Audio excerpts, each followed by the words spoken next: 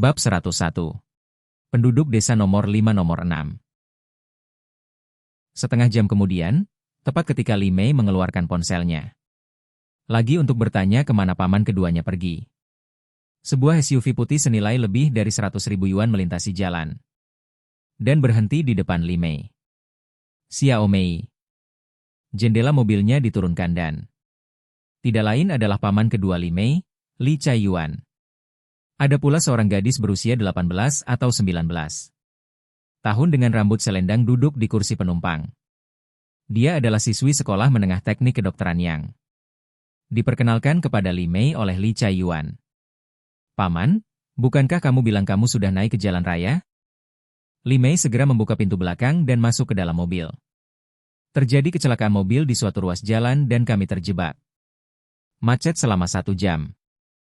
Li Chaiyuan menjelaskan. Saat dia menginjak pedal gas dan kendaraannya pun melaju-maju. Setelah itu, dia tidak lupa memperkenalkan Li Mei lagi. Xiao Mei, gadis yang duduk di depanmu adalah putri temanku, namanya Shen Ying. Dia lulusan sekolah kesehatan Lanxi, jurusan keperawatan, dan dia memenuhi persyaratan dokter desa. Oh, halo, nama saya Li Mei. Saya adalah staf desa Bao di desa Bing Hu. Li Mei segera menyapa. Sebenarnya nama lulusan ini, Li Chaiyuan, sudah disebut-sebut kemarin, tetapi hari ini adalah pertama kalinya kami bertemu dengannya. Ya? Shen Ying kembali menatap Li Mei dan mengangguk. Setelah perkenalan singkat, Li Chaiyuan berbicara lagi. Xiao Mei, izinkan saya memperkenalkan Shen Ying pada situasi spesifik desa Bing Hu, tanggung jawab khusus dokter desa, dan tunjangan terkait. Oke. Sekarang ada 4 orang di desa Bing Hu sebagai penduduk tetap, dokter desa terutama bertugas di klinik desa dan bertanggung jawab atas panduan pengobatan sederhana bagi penduduk desa. Gajinya 2.900 per bulan. Mengenai makanan dan perumahan, secara teori, itu tidak masalah.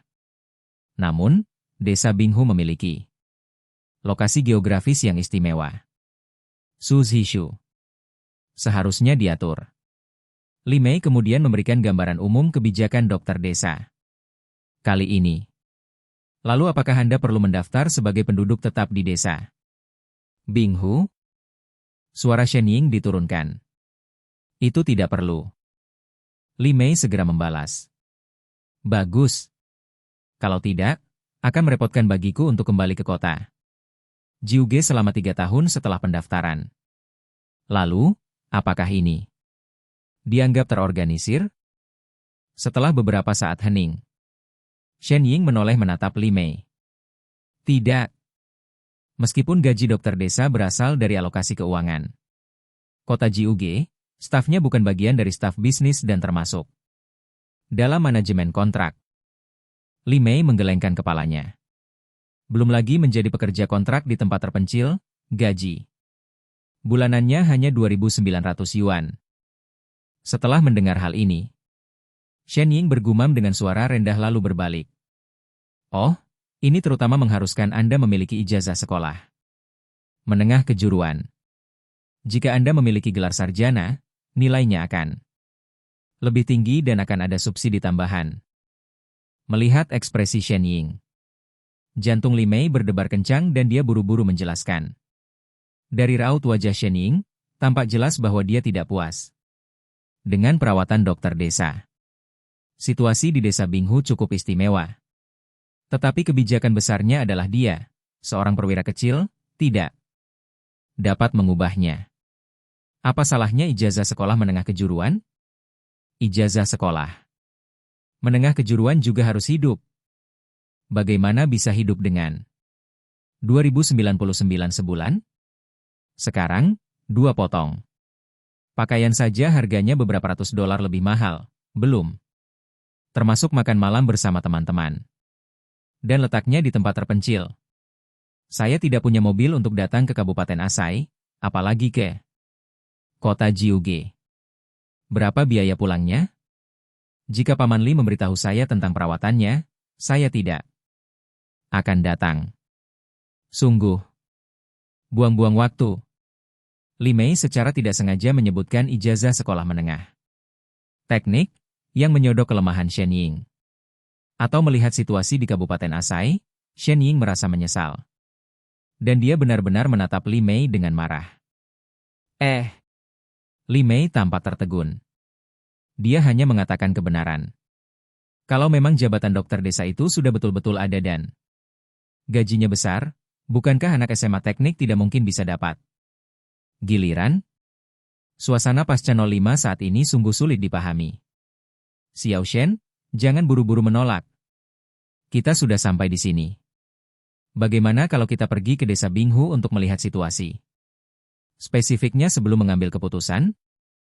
Selebriti bisa tinggal di sana, dan kondisinya mungkin tidak seburuk yang Anda bayangkan. Melihat suasananya agak canggung, Li Caiyuan buru-buru berkata. Haha. Shen Ying melirik Li Caiyuan. Dan setelah waktu yang lama, katanya lagi. Kalau begitu, kita lihat saja nanti saat kita sampai di sana. Wajah Shen Ying sedikit rileks ketika dia mendengar kata bintang. Ngomong-ngomong, Xiao Mei, sudahkah kamu menghubungi sekretaris partai desa di sana? Apa kita pernah mengadakan resepsi sebelumnya? Setelah menghibur Shen Ying, Li Caiyuan berkata pada Li Mei lagi. Saya menghubungi sekretaris partai Su tadi malam. Namun, sekretaris partai Su ada urusan hari ini, jadi beliau akan mempersilakan wakil kepala desa untuk menerima kami. Li Mei tidak dapat menahan diri untuk menggelengkan kepalanya saat menjawab. Nyatanya, setelah apa yang dilakukannya barusan, dia tahu bahwa Shen Ying kemungkinan besar pergi ke desa Binghu karena ketenarannya. Apakah Anda ingin dia akhirnya menjadi dokter desa Binghu? Betul-betul menggantung. Seperti yang semua orang tahu, tepat ketika Li Mei memimpin orang-orang ke desa Binghu. Desa Binghu, Yuan. Sui Yutian menatap Si Lenian dan Song Qing di seberangnya dengan heran. Kamu mau daftar jadi penduduk tetap di desa Binghu? Saat berikutnya, Sui Yutian tidak dapat menahan diri untuk bertanya. Sehari sebelum kemarin, Si Lenian dan istrinya kembali ke desa Binghu dan memesan tenda di perkemahan. Sisa waktunya dihabiskan untuk berjalan-jalan, mengobrol dengan mereka setiap hari dan membantu, tetapi mereka tidak membicarakan apapun. Sui Yutian awalnya mengira Si Lenian dan istrinya akan meninggalkan perkemahan dalam 2 hari. Tanpa diduga, pada saat ini, Si Lenian dan istrinya tiba-tiba mengusulkan agar mereka mendaftar sebagai penduduk tetap di desa Binghu. Bagaimana mungkin dia tidak terkejut? Ya? Si Lenian mengangguk berat. Faktanya, sejak dia datang ke desa Binghu 2 hari lalu dan melihat perubahan besar di desa Binghu dalam waktu singkat, dia dan Song Qing semakin bertekad untuk tinggal. Tetapi saya tidak tahu bagaimana cara menyebutkannya. Baru pada saat inilah saya mengumpulkan keberanian untuk menemukan Sui Yutian. Lausi, kamu tidak di rumah sakit afiliasi universitas Yan Cheng. Di sisi yang berlawanan, Sui Yutian masih tidak mempercayainya dan bertanya lagi. Saya dan istri saya telah berhenti bekerja. Si Lenian menarik napas dalam-dalam. Mengundurkan diri? Kenapa? Sui Yutian menatap Si Lenian sejenak dan berkata. Meski pernah menjadi penyanyi, ia tetap merasa menjadi dokter di rumah sakit besar adalah pekerjaan yang sangat bagus. Sulit dijelaskan dengan kata-kata. Si Lenian melihat kembali ke Song Qing, dan kemudian menceritakan apa yang terjadi setelah mereka kembali. Lalu kenapa kamu ingin tinggal di desa Binghu? Setelah sekian lama, Sui Yutian menarik napas dalam-dalam. Kami sangat suka tempat ini. Kami bisa tenang kalau menginap di sini. Tidak seperti di Yancheng, di mana kami merasa begitu tertekan setiap hari. Song Qing, yang telah terdiam beberapa saat, menatap Sui Yutian. Jadi, saya harap Anda bisa membantu dan memberitahu sekretaris Su. Saya tahu kualifikasi kami mungkin tidak memenuhi syarat untuk bergabung dengan desa, tapi si Lenian melanjutkan. Ini, melirik si Lenian dan kemudian ke Song King. Setelah berpikir sejenak, Sue Yutian berkata, situasi, bagaimana kalau begini? Aku akan bertanya padamu. Kapan Xiao Su kembali dari lokasi konstruksi malam ini? Aku mengalami banyak masalah ketika memasuki desa. Tapi aku benar-benar tidak bisa menjamin bahwa aku bisa memasuki desa dengan lancar. Si Lenian adalah penggemar setianya dan telah merawatnya saat dia pertama kali terluka. Jadi dia pasti harus membantu. Namun untuk hasilnya, Sue Yutian tanpa sadar mengingat situasi saat dia memasuki desa. Sungguh sulit baginya untuk memasuki desa itu saat itu. Bab 102. Apakah Anda pernah terpapar mesin City?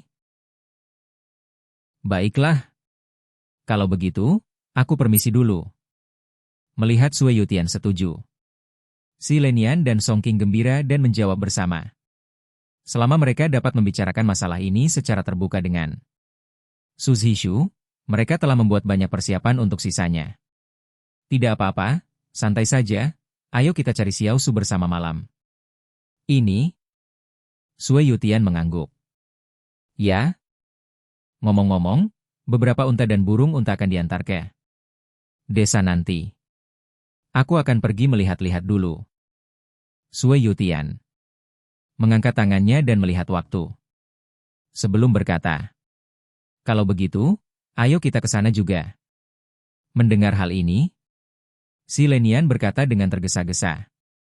Pada pukul 11 pagi, di bawah langit biru, di lokasi konstruksi di sudut barat daya Yuan, Susing, mengenakan helm pengaman, sedang berdiskusi dengan Liu Ming yang memegang gambar menara bangau. Di sampingnya berdiri seorang pemuda berkacamata setinggi 1,7 meter. Baru kemarin, Zhong Ruofei, yang pergi ke kota Jiuge untuk urusan bisnis, akhirnya kembali. Zhong Ruofei melakukan banyak hal kali ini. Uang jaminan pembelian tanah telah disetorkan ke rekening masing dinas terkait di kota Jiuge.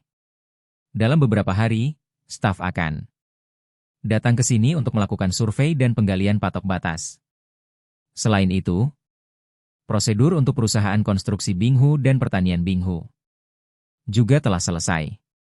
Ngomong-ngomong, 2 ahli barbeque, 5 petugas keamanan, dan seorang akuntan dari perusahaan konstruksi telah direkrut. Dan kelima petugas keamanan itu semuanya veteran. Pria muda berkacamata yang berdiri di samping Liu Ming saat ini adalah akuntan di perusahaan konstruksi Binghu. Ia juga seorang mahasiswa bernama Chen Jun.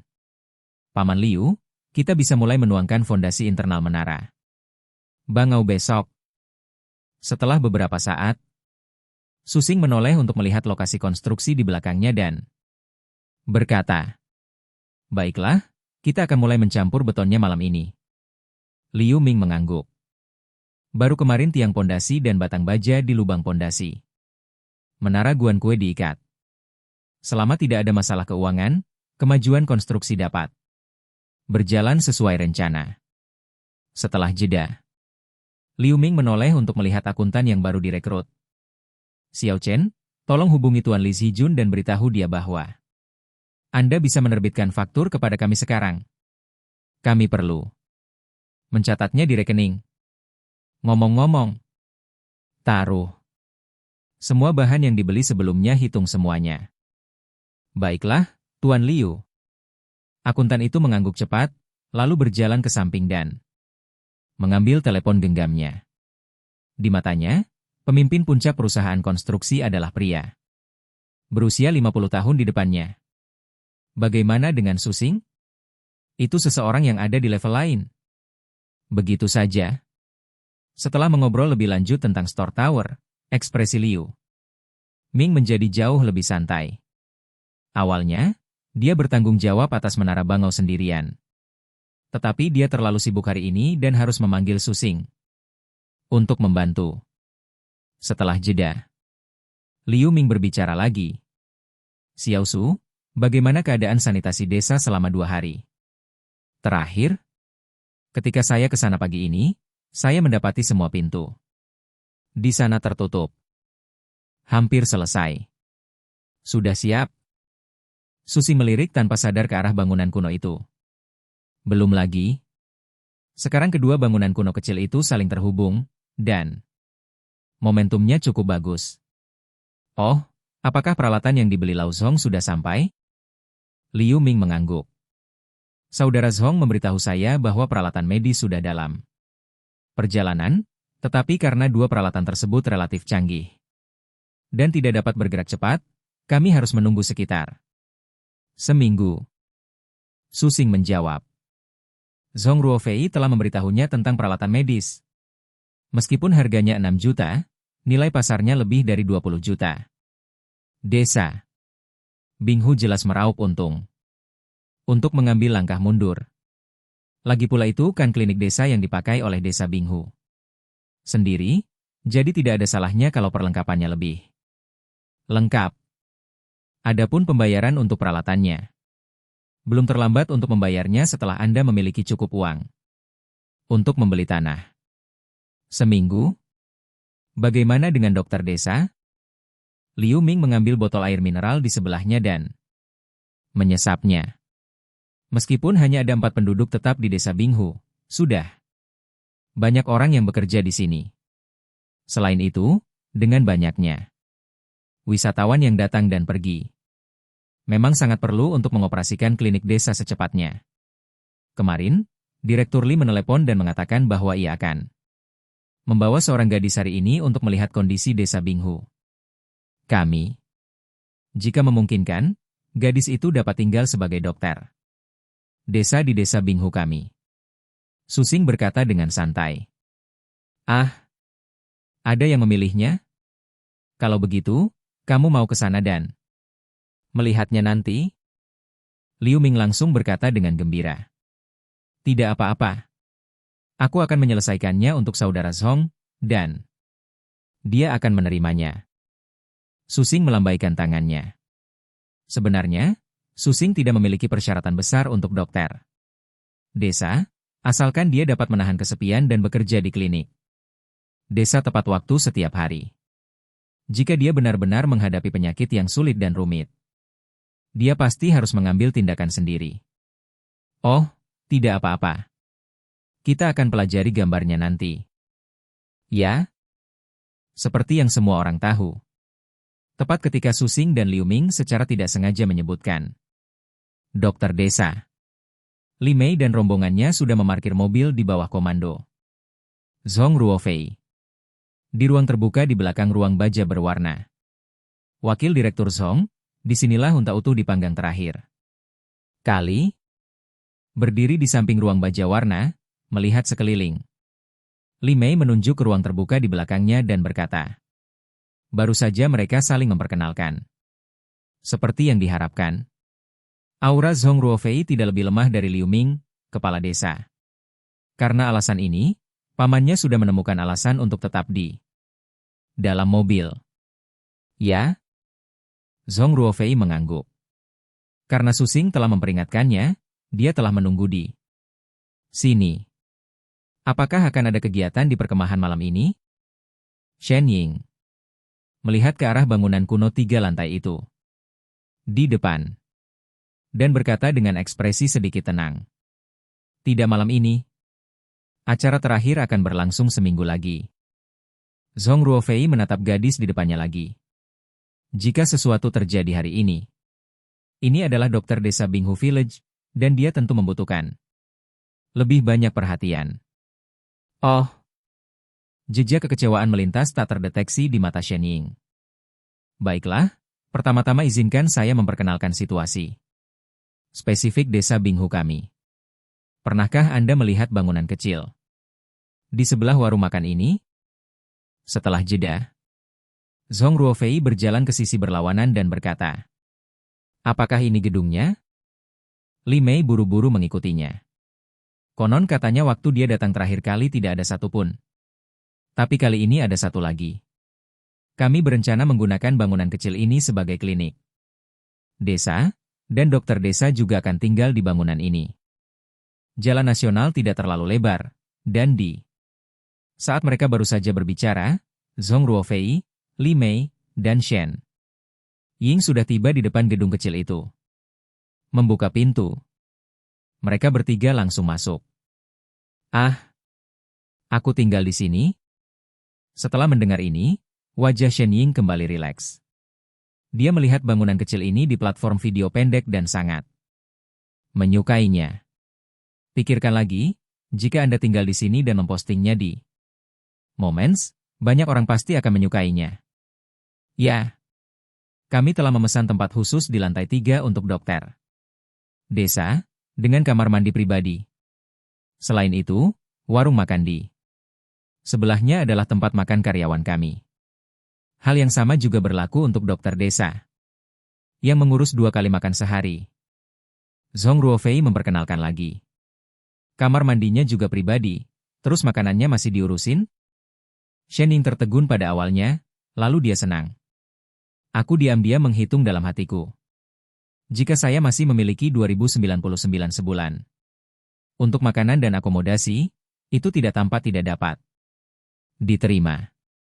Selain itu, penduduk di desa ini juga tidak banyak, dan mereka pada dasarnya hanya duduk-duduk saja setiap hari, dan sesekali mereka bisa pergi ke seberang untuk melihat keseruannya. Semakin dia memikirkannya, semakin Shen Ying merasa bahwa menjadi dokter desa di desa Binghu tampaknya merupakan pilihan yang baik. Ya? Zhong Ruofei berkata dengan sangat yakin. Di sampingnya, Li Mei menghela napas lega saat melihat wajah Shen Ying. Setelah berbicara tentang gaji, Shen Ying pada dasarnya tidak banyak bicara sepanjang perjalanan. Ia bahkan sudah tidak punya harapan lagi, tetapi melihat Shen Ying seperti ini, ia seharusnya berada di tangan yang tepat lagi. Tidak ada jalan keluar. Bahkan dia sedikit waspada setelah mendengar persyaratan yang diberikan oleh desa Binghu. Kamar-kamar di lantai atas sekarang kosong dan tidak ada yang menarik untuk dilihat. Di belakang gedung ini terdapat perkemahan Binghu Cultural Hotel. Saya akan mengajak Anda ke sana untuk melihatnya. Setelah jeda, Zhong Ruofei memperkenalkannya lagi. Oke, aku lihat di video kalau perkemahan di belakang juga sangat indah. Shen Ying mengangguk cepat. Dia tampaknya telah menjadi dokter desa di desa Binghu. Hanya dengan satu kaki keluar dari pintu, Zhong Ruofei tiba-tiba memikirkan sesuatu dan langsung menatap Shen Ying. Ngomong-ngomong, Xiao Shen, apakah kamu pernah terpapar mesin Siti? Bab 103. Bahkan siswa sekolah menengah teknik tidak dapat mengatasinya. Mesin Siti? Tidak mungkin. Shen Ying bingung dan segera menggelengkan kepalanya. Li Mei di samping juga tampak bingung, bertanya-tanya mengapa. Zhong Ruofei tiba-tiba menanyakan hal ini kepada Shen Ying. Hanya ada satu klinik desa dan tidak ada gunanya sama sekali. Tidak. Belum lagi klinik desa dan pusat kesehatan masyarakat. Rumah sakit. Rakyat Kabupaten Asai saat ini tampaknya tidak memiliki peralatan tersebut. Bagaimana dengan USG berwarna? Zhong Ruofei berpikir sejenak dan kemudian menatap Shen Ying. USG Doppler warna? Mustahil. Shen Ying terus menggelengkan kepalanya. Namun, ekspresinya perlahan mulai berubah. Senyum yang tadinya ia tunjukkan berubah menjadi cemberut. Pernahkah Anda bersentuhan dengan mesin X-ray yang paling umum? Zhong Ruofei menyentuh dagunya. Dia tidak menunjukkan rasa jijik pada jawaban Shen Ying, seolah dia memahami kemampuan spesifik Shen Ying. Tidak. Shen Ying terus menggelengkan kepalanya, wajahnya berubah jelek. Oh? Peralatan apa saja yang pernah kamu gunakan atau di departemen mana kamu magang? Tepat ketika Zhong Ruofei ingin tahu lebih banyak, Shen Ying sepertinya tidak tahan dan tiba-tiba meledak. Tidak, itu hanya sebuah desa. Dokter, mengapa Anda bertanya? Begitu banyak? Apakah bisa digunakan? Aku bahkan tidak menanyakan ini saat aku pergi ke rumah sakit besar di kota Jiuge. Rasanya seperti aku memohon padamu untuk Menjadi dokter di desa Binghu. Sudah hebat.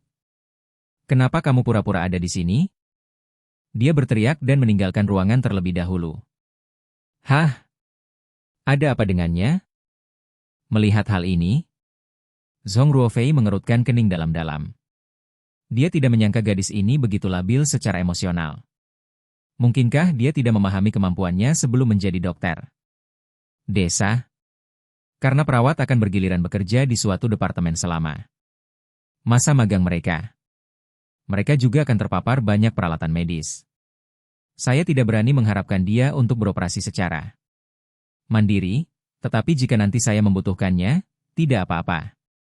Untuk hadir dan memberikan sedikit servis. Hei, Wakil Direktur Zhong, maaf, gadis kecil itu mungkin baru saja lulus. Aku akan pergi dan melihat apa yang terjadi dulu. Di sampingnya, Li Mei buru-buru meminta maaf kepada Zhong Ruofei dan keluar untuk mengejar Shen Ying. Sebenarnya, dia merasa lebih buruk ketika Zhong Ruofei menanyakan pertanyaan kedua tadi. Dia tahu bahwa dia pernah menyebutkan gelar sekolah menengah teknik sebelumnya, tetapi dimarahi oleh Shen Ying dan tidak mengatakan banyak lagi. Sekarang saya bertanya tentang peralatan medis semacam ini. Bagaimana mungkin Shen Ying tidak meledak? Tentu saja. Apakah urusan dokter desa berhasil atau gagal, keselamatan Shen Ying harus terjamin. Aku masih ada urusan di sini.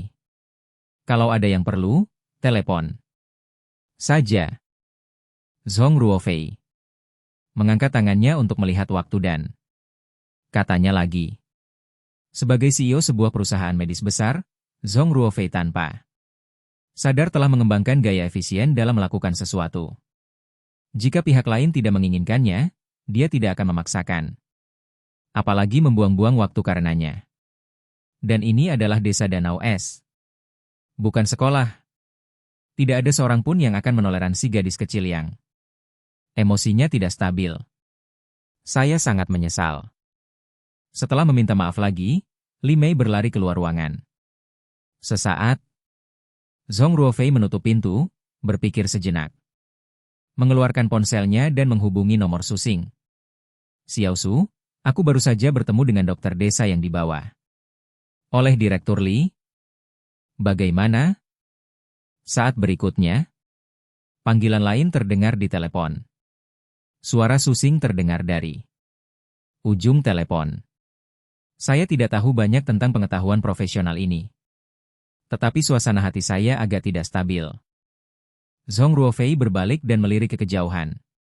Pada saat ini, Li Mei dan Shen Ying masih berbicara di seberang jalan, dan terlihat bahwa Shen Ying masih sangat bersemangat.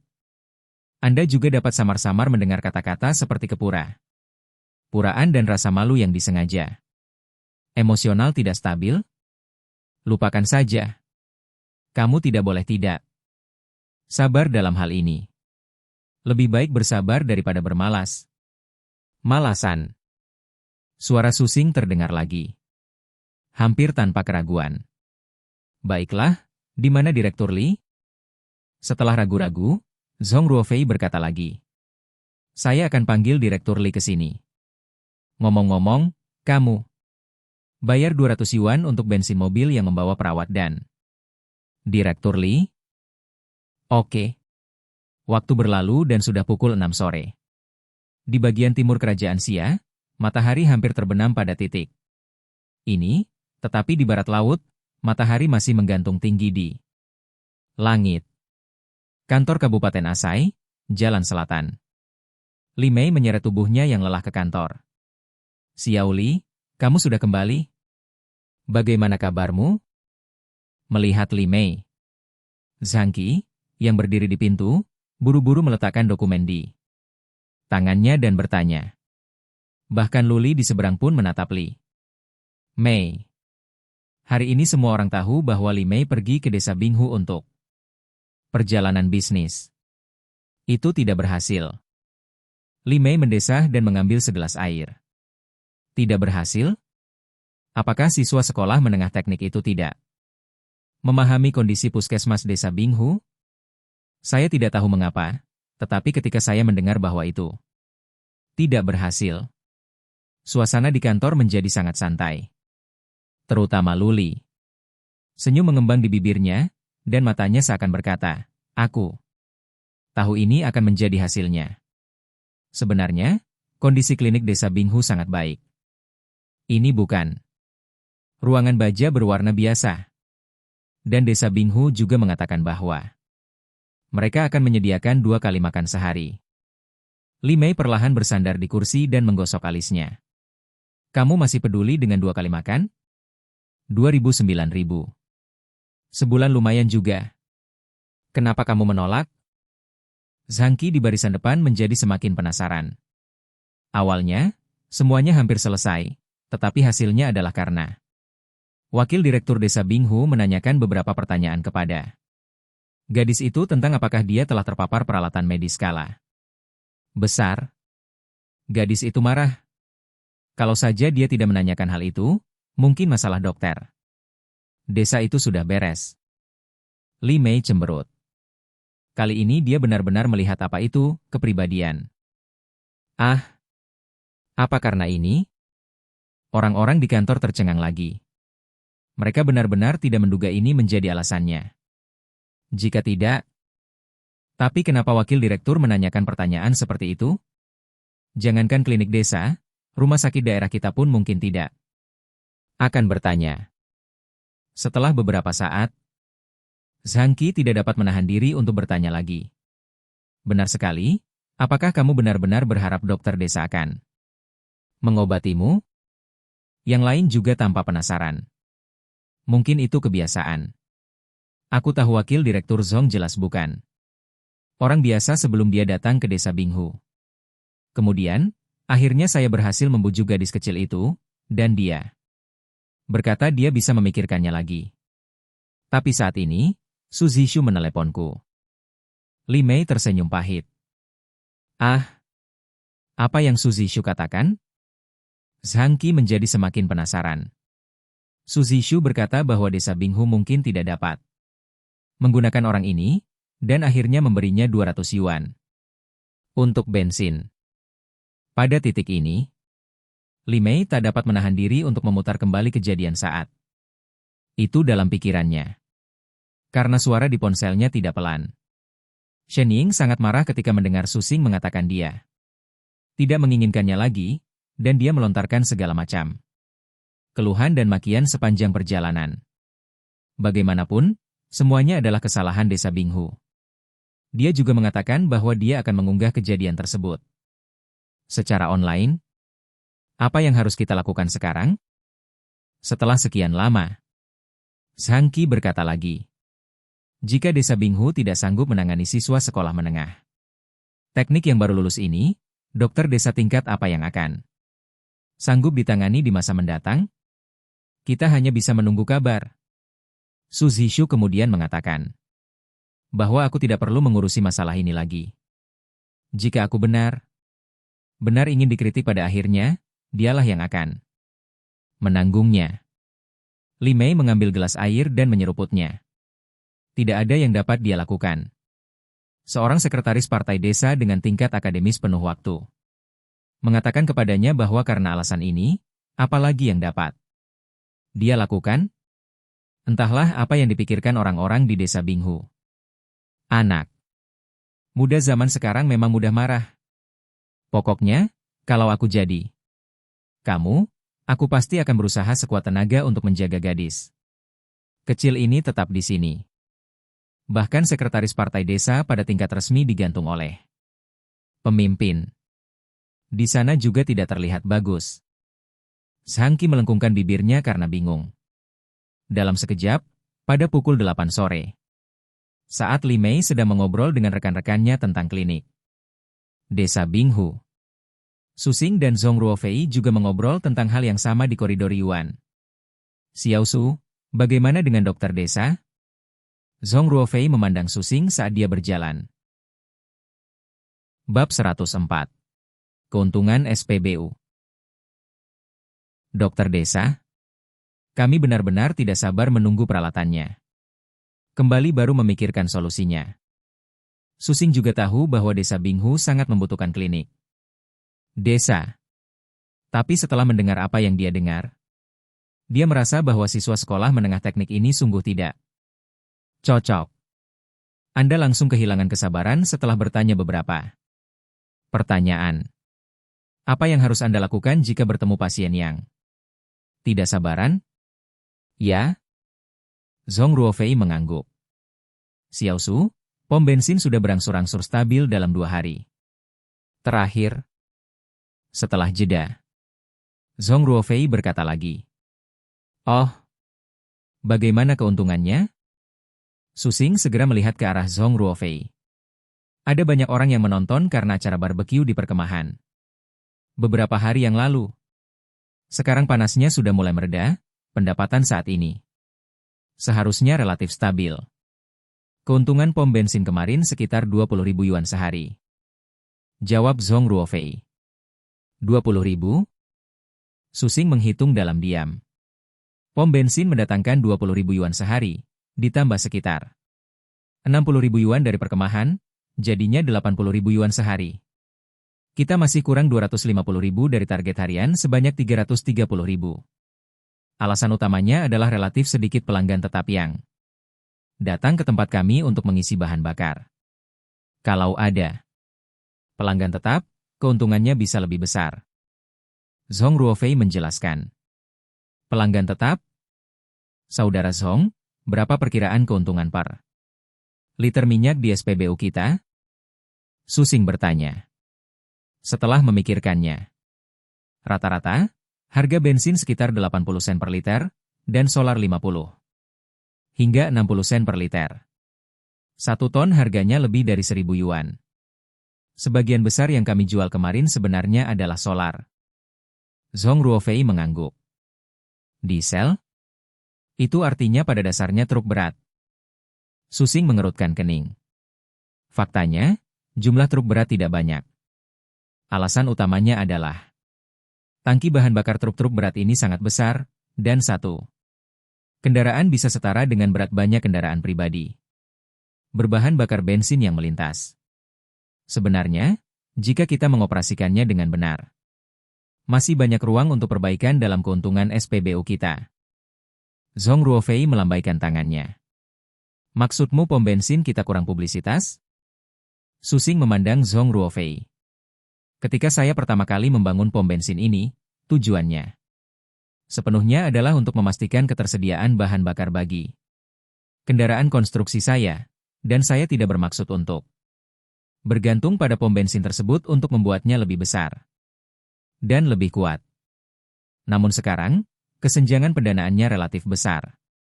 Akan lebih bagus jika pom bensin dapat memberikan kontribusi lebih. Di satu sisi, tidak ada publisitas. Di sisi lain, wilayah kami terlalu kecil dan kami kurang dikenal. Banyak pengemudi akan mengisi bahan bakar di Kabupaten Asai terlebih dahulu atau pergi ke provinsi baru untuk mengisi bahan bakar. Zhong Ruofei menambahkan. Kemarin, ia mengobrol dengan seorang sopir truk berat di waktu luangnya. Sopir tersebut mengatakan bahwa kehadiran SPBU desa Binghu memang membuat beberapa pengemudi di lingkaran truk merasa lebih nyaman. Tetapi tidak berarti pengemudi akan memilih untuk mengisi tenaga dan beristirahat di desa Binghu. Bagaimana dulu, bagaimana sekarang? Kalau begitu kami akan melayani Anda. Setelah beberapa saat hening, Susing berbicara. Tapi ketika dia ingin mengatakan sesuatu lagi, seseorang melambaikan tangan padanya dan Zhong Ruofei di ujung koridor, dan pada saat yang sama ada suara. Xiaosu. Xiaosu. Hah? Setelah melihat lebih dekat, Susing dan Zhong Ruofei saling memandang tanpa sadar. Orang yang melambaikan tangan kepada mereka tidak lain adalah Sui Yutian. Di sampingnya berdiri Si Lenian dan Song Qing. Apakah ada yang salah dengan Lao Sui? Zhong Ruofei tak dapat menahan diri untuk bertanya. Ayo pergi dan lihat. Dalam 10 menit, Susing membuat secangkir teh untuk semua orang di ruang tamu. Tempat Susing tinggal, dan kemudian Susing memandang Sui Yutian. Dan pasangan yang sedikit tidak wajar Si Lenian. Saudara Sui, ada apa? Kudengar 7 unta dan burung unta sudah diturunkan hari ini. Ini bukan tentang unta. Sue Yutian menggelengkan kepalanya cepat-cepat. Meskipun peternakan pembibitan desa Binghu belum dibangun, ia telah membangun kandang sementara di reruntuhan di samping kios barbecue. Sekarang unta dan burung unta ada di dalam. Dan ada 5 orang petugas keamanan yang bertugas berkeliling. Membuatnya sangat aman. Yaitu, Susing menjadi semakin bingung. Meskipun Sue Yutian sekarang dapat menggunakan kruk untuk bergerak, kakinya tidak terlalu fleksibel, jadi dia tidak berani membiarkannya melakukan apapun kecuali menghubungi Luo Tuo. Xiao Su, begini. Hari ini Tuan dan Nyonya Lausi datang menemui saya dan bila mereka ingin mendaftar sebagai penduduk tetap di desa Binghu kami. Lihat. Sue Yutian diluruskan dan akhirnya menjelaskan niatnya. Ah, Dr. Si ingin mendaftar sebagai penduduk tetap? Bukankah kamu di sini untuk bersantai? Begitu kata-kata ini keluar. Tidak hanya Susing yang tertegun, bahkan Zhong Ruofei yang berada di sebelahnya juga tidak tersadar untuk waktu yang lama. Siapa yang mengira bahwa dokter kunci di rumah sakit afiliasi Universitas Yancheng ingin tinggal di desa Binghu? Kali ini ketika si Lenian datang, mereka menganggap pasangan itu sebagai penggemar Sue Yutian dan pelanggan perkemahan. Tidak ada lagi. Tidak memikirkan hal lain. Su Zhishu, begini. Si Lenian dan Song Qing saling berpandangan, lalu si Lenian menjelaskan pikiran dan alasannya secara rinci dengan sangat serius. Baru beberapa menit kemudian, si Lenian selesai berbicara. Dia berhenti sejenak, lalu buru-buru menambahkan, Su Zhishu, saya tahu standar masuk desa Binghu relatif tinggi. Kami berdua mungkin tidak memenuhi persyaratan, tetapi kami bisa memberikannya kepada desa secara gratis. Kami bisa membantu. Dan kami dapat mengurus akomodasi dan makanan sendiri, jadi kami tidak akan menimbulkan masalah bagi desa Binghu. Tidak. Apakah Anda yakin ingin mendaftar sebagai penduduk tetap di desa Binghu? Dengan kualifikasi Anda bisa mendapatkan pekerjaan yang bagus di kota-kota besar manapun. Setelah berpikir sejenak, Susing menatap si Lenian. Oke. Kami sudah memikirkannya matang-matang, kalau tidak, kami tidak akan datang ke desa Binghu lagi. Si Lenian dan Song Qing mengangguk serempak.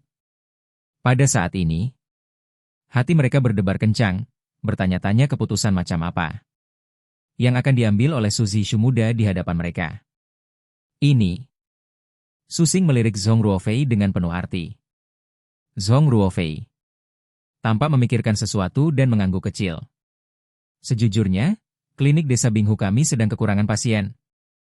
Jika Anda tidak keberatan dengan dokter desa Binghu, maka desa Binghu kami pasti akan menyambut Anda dengan tangan terbuka. Mengenai makanan dan akomodasi. Karena kami adalah penduduk desa Binghu, saya yakin saya akan menemukan cara untuk mengaturnya untuk Anda. Tetapi ada sesuatu yang harus saya katakan sebelumnya. Setelah Anda menjadi dokter desa, Anda akan tinggal di desa Binghu selama 3 tahun. Setelah jeda, Susing menjawab. Dokter desa Binghu? Sekretaris Su, karena kami telah memilih untuk tinggal di sini secara permanen, kami tidak berencana untuk pergi lagi.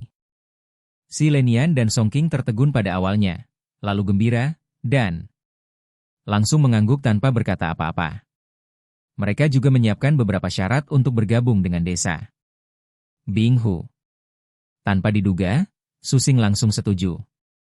Bagaimana mungkin mereka tidak senang? Oke. Nanti Pak Zhong akan mengambilkan formulir pendaftaran penduduk tetap. Setelah diisi besok, saya akan menyerahkannya. Susing berkata lagi. Pada saat yang sama seperti 2 penduduk desa yang berpendidikan tinggi lainnya. Tiba di desa Binghu, di meja resepsionis perkemahan Binghu. Seorang wanita muda dengan rambut selendang dan bertubuh indah mengenakan celana jeans ketat berjalan menuju meja layanan. Dia tidak lain adalah Qin Susu yang mendengar berita itu dan ingin kembali ke Haixi.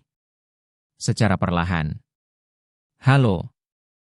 Sebelum Qin Susu sempat berbicara lebih dulu, staf meja depan menjawab telepon. Halo, apakah ada kamar seperti ini di perkemahanmu? Ketika Qin Susu menjawab, dia benar-benar mengeluarkan ponselnya dan mengklik sebuah gambar. Dan bertanya, kamar seperti ini? Maaf. Tempat kami di Yuan sudah penuh. Dipesan sekitar pukul 10 pagi. Saat melihatnya, resepsionis itu langsung menggelengkan kepalanya. Ah, jam 10 pagi sudah penuh? Qin Susu tanpa sadar melirik jam di dinding meja resepsionis. Ya, kadang-kadang lebih awal. Staf layanan mengangguk lagi. Bagaimana dengan tempat perkemahan di luar? Setelah berpikir sejenak, Qin Susu tidak dapat menahan diri untuk bertanya lagi. Peron perkemahan? Maaf, peron perkemahan kami sudah penuh. Ah, peron perkemahannya juga penuh? Qin Susu tertegun. Bab 105. Sistem kompensasi pariwisata budaya Binghu. Bisnismu di sini bagus sekali? Qin Susu bingung sejenak. Awalnya dia mengira tempat perkemahan itu sudah tidak panas lagi. Dalam 2 hari terakhir, jadi tidak akan ada masalah, tetapi hasilnya sungguh luar biasa. Kalau saja dia sudah tahu sebelumnya, dia pasti sudah menelepon terlebih dahulu untuk membuat reservasi. Tidak mungkin, selama pelanggan yang sudah mengunjungi Yuan. Kami pada dasarnya akan tinggal. Resepsionis itu menjawab dengan bangga. Sudah lebih dari setengah bulan sejak Yuan resmi menerima wisatawan, dan tidak ada satu hari pun yang tidak dipenuhi tamu. Dan tidak mendapat ulasan negatif sama sekali. Selain lingkungan Yuan, hotel ini lebih memperhatikan kebersihan kamar tamu. Spray dan selimut diganti setiap hari dan semuanya baru. Selain itu, ketel air panas dan cangkir minumnya juga baru. Tidak ada yang namanya merebus kaos kaki dalam ketel atau menyeka toilet dengan handuk seperti yang dikabarkan di internet. Bahkan mereka sendiri merasa bahwa standar lingkungan kamar tamu di Yuan terlalu tinggi, tetapi sekretaris partai desa terbesar di desa Binghu mengatakan pasti seperti ini. Karena itu, mereka hanya perlu mengumpulkan barang-barang yang mereka ganti setiap hari di ruang linen yang relevan untuk mendapatkan yang baru. Mereka tidak perlu khawatir tentang sisanya. Oh, apakah kamu punya kamar besok? Setelah berpikir sejenak, Qin Susu bertanya lagi. Dia akhirnya tiba di tempat yang sangat unik ini, dan dia tidak ingin pergi dalam kondisi seperti ini. Biarkan aku membantumu melihatnya. Bang bang bang.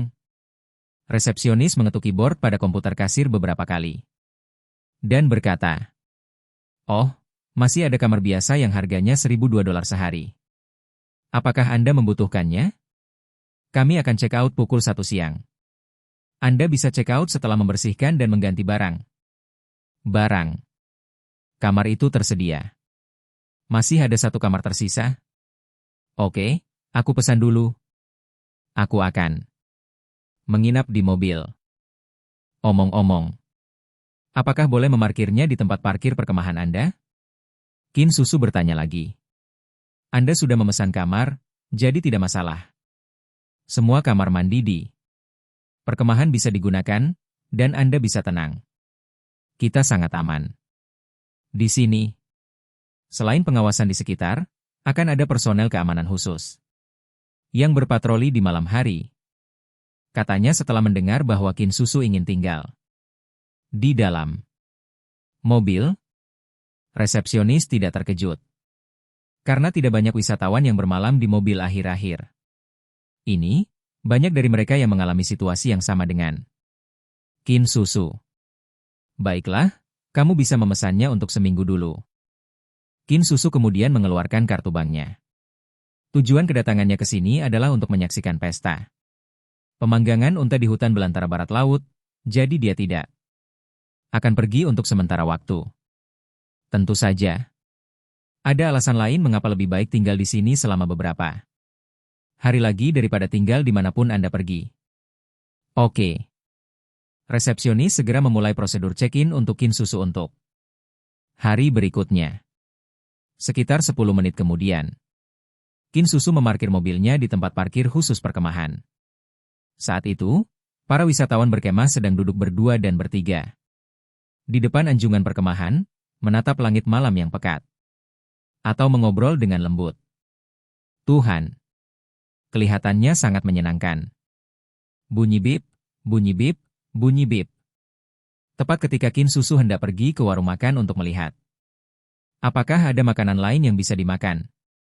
Permintaan panggilan video tiba-tiba muncul di teleponnya. Mengambilnya keluar dan melihatnya. Qin Susu segera terhubung ke video tersebut. Susu, kamu di mana? Begitu panggilan tersambung, gambar Li Yuan muncul di layar ponsel. Aku baru saja sampai di perkemahan yang kuceritakan padamu hari itu, tapi sayangnya hari ini tidak ada rumah, jadi aku hanya bisa bertahan di dalam mobil semalam. Qin Susu berkata tanpa daya. Ah, kamu tinggal di mobil? Aman, kan? Li Yuan tiba-tiba menunjukkan kekhawatiran ketika dia mendengar Qin Susu ingin tinggal di dalam mobil pada malam hari. Tidak apa-apa. Saya merasa pemilik perkemahan ini sangat berkuasa. Selain kios makanan dan kantin, ada patroli keamanan di sini setiap malam. Jika Anda tidak memiliki kekayaan bersih lebih dari 100 juta, Anda tidak akan berani melakukan ini. Qin Susu mendesah sambil mengarahkan kamera telepon genggamnya ke sekeliling. Melalui kamera, Anda dapat melihat dengan jelas Yuan yang terang. Benderang dan bangunan 3 lantai. Wah, bangunan macam apa itu? Kelihatannya indah sekali. Untuk sesaat, Li Yuan di seberang telepon juga tertarik dengan lingkungan di belakangnya. Besok aku akan menginap di sini, dan 2 hari lagi akan ada unta panggang utuh di sini. Kira-kira aku bisa bayar nggak ya untuk pesta api unggunnya? Qin Susu menjawab. Bagus. Aku pasti akan mencobanya ketika aku punya waktu. Setelah momen, Li Yuan berkata dengan emosi dan kemudian meluruskan ekspresinya. Susu, teman saya di Suez Medical memberi saya ini hari ini. Saya menelepon. Hah? Qin Susu merasa sedikit lebih gugup saat menyebutkan perawatan medis Su. Teman saya mengatakan bahwa hampir dapat dipastikan bahwa putra ketua mereka melarikan diri dari pernikahan tersebut dan memang mengatakan bahwa ia akan kembali bekerja di grup tersebut selama ia memutuskan pertunangannya. Jadi kamu bisa memamerkan kartu-kartumu kepada paman dan bibimu besok dan lusa.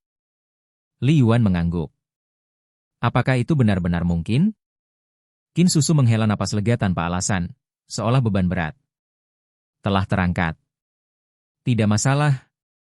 Teman saya juga mengatakan bahwa ada beberapa perbedaan di dalam Suez Medical. Ketua mereka, Sulang, sangat perlu membawa putranya ke dalam grup untuk melatihnya sebagai penerus generasi berikutnya. Karena itu, asalkan paman dan bibi secara sukarela melepaskan pertunangan, Su Lang dan istrinya pasti akan langsung setuju. Li Yuan mengungkapkan pikirannya. Baiklah, kalau begitu aku akan menelepon ayahku besok. Setelah berpikir cukup lama, Qin Susu berkata lagi. Ngomong-ngomong, Susu, kalau pernikahanmu dibatalkan, kamu akan kembali bekerja? Li Yuan bertanya dengan santai. Belum. Qin Susu menggelengkan kepalanya. Mengapa? Kenapa lagi? Waktu aku pergi kerja untuk minta cuti, aku malah bilang depresi. Sekarang aku malah balik lagi untuk membatalkan. Cutiku kurang dari 2 bulan setelah aku keluar. Kok bisa-bisanya? Pimpinan kantor membiarkan pasien yang depresi pulang begitu mudahnya? Bagaimana denganmu? Ini masalah kecil. Kita selesaikan dulu masalah perceraiannya. Paling buruk, aku akan memberi diriku waktu 1 tahun untuk bersantai. Ya? Malam semakin gelap, dan setelah pagi hari, di dalam perkemahan terbuka dan Yuan lampu-lampu di kamar tamu dimatikan satu demi satu, tetapi kamar Susing masih terang. Benderang. Di depan meja teh, Susing dan Zhong Ruofei sedang memegang gambar dan mendiskusikan sesuatu. Saudara Zhong, apa pendapatmu tentang membangun di sini? Setelah beberapa saat, Zhong Ruofei menunjuk peta dengan jarinya. Pada malam harinya, setelah memastikan bahwa si Lenian dan Song King telah mendaftarkan tempat tinggal tetap mereka di desa Binghu, beberapa orang membahas pengaturan untuk si Lenian dan Song King. Selanjutnya, si Lenian dan Song King akan pindah ke bangunan kecil klinik desa. Setelah menara bangau dibangun kemudian dan tidak kekurangan tempat bagi wisatawan untuk menginap, tempat tersebut akan disediakan di Yuan. Untuk remunerasi, dokter desa harus terdaftar terlebih dahulu. Dan kemudian tingkat gaji akan ditentukan berdasarkan kondisi operasional klinik desa. Beberapa waktu lalu, Zhong Ruofei dan Susing membahas dan merancang sistem gaji untuk perkemahan dengan total 4 tingkat dan 12 tingkat, yaitu arsip karyawan, arsip supervisor, arsip manajer dan arsip presiden. Gaji pokok untuk tingkat staf adalah 3.000, 5 asuransi sosial, dan 1 dana dibayarkan, dan ada bonus akhir tahun 1 bulan setiap tahun. Gaji pokok tingkat kedua untuk staf adalah RMB 3.500, 5 asuransi sosial dan 1 dana dibayarkan, dan ada bonus akhir tahun sebesar 1,5 bulan gaji setiap tahun. Dengan analogi, kecuali Ding Santai dan Koki Yuan, yang telah mencapai tingkat pengawas, sisa perkemahan pada dasarnya berada pada tingkat staf. Tentu saja, orang-orang seperti Zhong Ruofei, Liu Ming, dan Sui Yutian sekarang berada di tingkat CEO. Selain gaji pokok, mereka juga mempunyai hak dividen sebesar 3%. Si Lenian dan Song King, yang baru bergabung, pasti tidak akan mencapai level presiden sekarang. Adapun Susing, dia tidak terlibat. Pertama, status Susing saat ini dalam sistem tidak sesuai untuk menerima upah dari perusahaan. Kedua, seluruh perkemahan itu milik Susing, jadi tidak perlu membayar gaji dirinya sendiri. Setelah melakukan semua ini, mereka membahas tentang peternakan pembibitan. Prosedur untuk peternakan pembibitan telah disetujui dan harus dilaksanakan sesegera mungkin sehingga unta utuh panggang dan burung unta utuh panggang dapat dioperasikan secara teratur. Bab 106. Pemilihan lokasi pertanian. Membangunnya di sini? Apa lebih dekat ke desa? Setelah melihat peta, ekspresi wajah Susing berubah dan dia mengungkapkan kekhawatirannya. Bau peternakannya tidak enak. Tempat yang dipilih Zhong Ruofei adalah di bagian selatan desa Binghu, tidak jauh dari 2 generator dan 1 sumur air dan listrik tersedia di sana. Tapi setelah Menara Bangau dibangun, jika Anda berdiri di Menara Bangau dan menyaksikan matahari terbenam, Anda dapat melihat dengan jelas peternakan pengembangbiakan yang sungguh merusak pemandangan. Namun, ada masalah dengan air dan listrik di tempat lain. Zhong Ruofei mengangguk dan tak dapat menahan desahan. Bagaimana kalau membangunnya sekitar 2 km di utara reruntuhan desa Binghu? Setelah berpikir cukup lama, Susing menunjuk ke suatu tempat di peta. Di sini, Zhong Ruofei buru-buru melihat lokasinya. Nah, ada sungai kecil yang mengalir di tempat ini, jadi kita akan membangun di sebelah sungai kecil itu. Dengan begitu, ternak bisa memanfaatkan air. Untuk sirkuitnya, kita akan cari cara untuk mengalirkannya. Susing mengemukakan pendapatnya. Saya masih ingat ketika dia pertama kali datang ke desa Binghu. Untuk membangun gubuk beratap datar, dia mengambil air dari sungai ini. Sekarang Binghu Cultural Tourism tidak punya uang. Tidak akan terlambat untuk pindah nanti ketika Anda benar-benar membutuhkan ruang ini. Bagaimana dengan para pekerja dan pakan ternak? Zhong Ruofei menyentuh dagunya dan katanya lagi. Kali ini perkemahan ini berencana untuk membangun peternakan. Pembibitan yang dapat membesarkan 300 ekor unta, 300 ekor burung unta, dan 300 ekor yak putih. Jadi setidaknya dibutuhkan 3 dokter hewan yang berpraktik dan 15 pekerja hijauan. Tentu saja.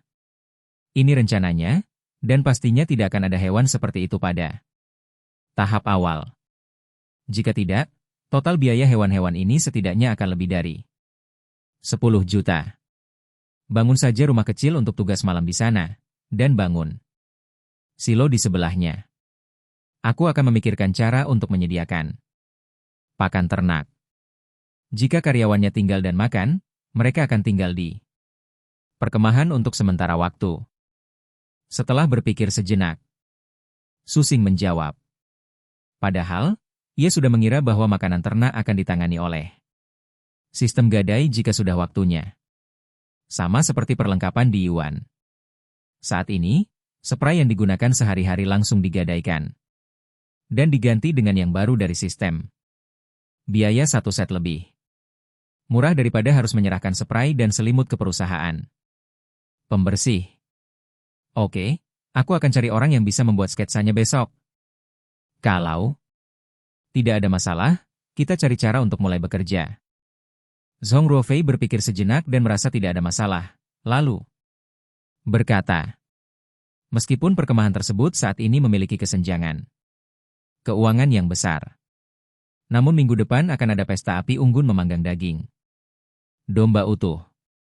Ketujuh acara membangun tim ini pada dasarnya mencakup akomodasi, makan, dan nyanyian selebriti, dan setiap acara menghabiskan biaya 1,2 juta. Setelah mengeluarkan biaya-biaya, kami dapat memperoleh laba bersih sedikitnya 6 juta per minggu. Sangat mudah menggunakan sebagian dana ini untuk membangun peternakan pembibitan. Setelah peternakan pembibitan berdiri, siklus yang baik akan tercapai. Baiklah, aku serahkan peternakan itu padamu. Su Xing mengangguk. Ngomong-ngomong, Xiao Su, kalau peternakan pembiakan datang ke sini, aku khawatir mereka tidak akan bisa menampungnya. Zhong Ruofei ragu-ragu lagi dan berkata, ini mudah. Ayo kita bangun gedung asrama staf lain di seberang kantin. Biayanya rendah, gambarnya sudah siap, dan masa konstruksinya singkat. Pasti akan tiba waktunya. Su Xing segera menceritakan rencananya. Lalu akan ada gedung-gedung di kedua sisi Jalan Raya Nasional 215, dan akan terasa seperti jalan.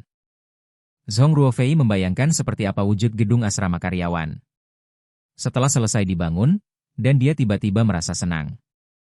Jalanan masih jauh dari jalan sekarang. Su Xing tersenyum.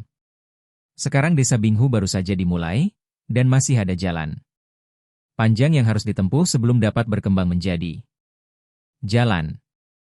Lagi pula, aku punya sesuatu untuk dipikirkan, kan? Zhong Ruofei menyeringai. Tidak ada yang salah dengan itu. Bulan terbenam dan matahari terbit. Pukul 9 pagi berikutnya, beberapa penduduk desa Binghu memulai hari kerja baru di Kabupaten Asai. Beberapa pekerja kantoran juga mulai berjalan menuju rumah dan tempat kerja mereka. Di kantor Jalan Selatan, Li Mei baru saja menyalakan komputer dan hendak mulai bekerja.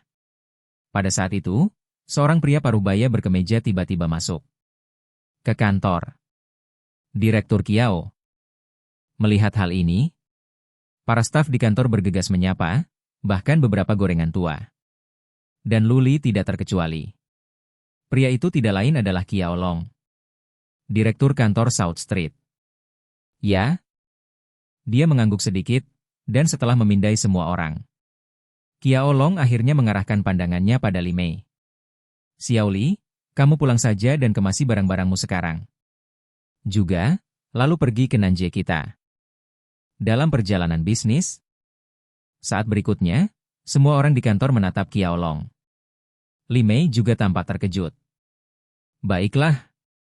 Kemarin, pemerintah kota mengeluarkan dokumen yang Meminta setiap kabupaten untuk memilih beberapa pekerja akar rumput untuk dikirim ke kota Lanzhou selama 2 bulan pelatihan. Kabupaten kami akhirnya memutuskan untuk mengirimkan 1 orang dari kantor South Street dan kantor North Street.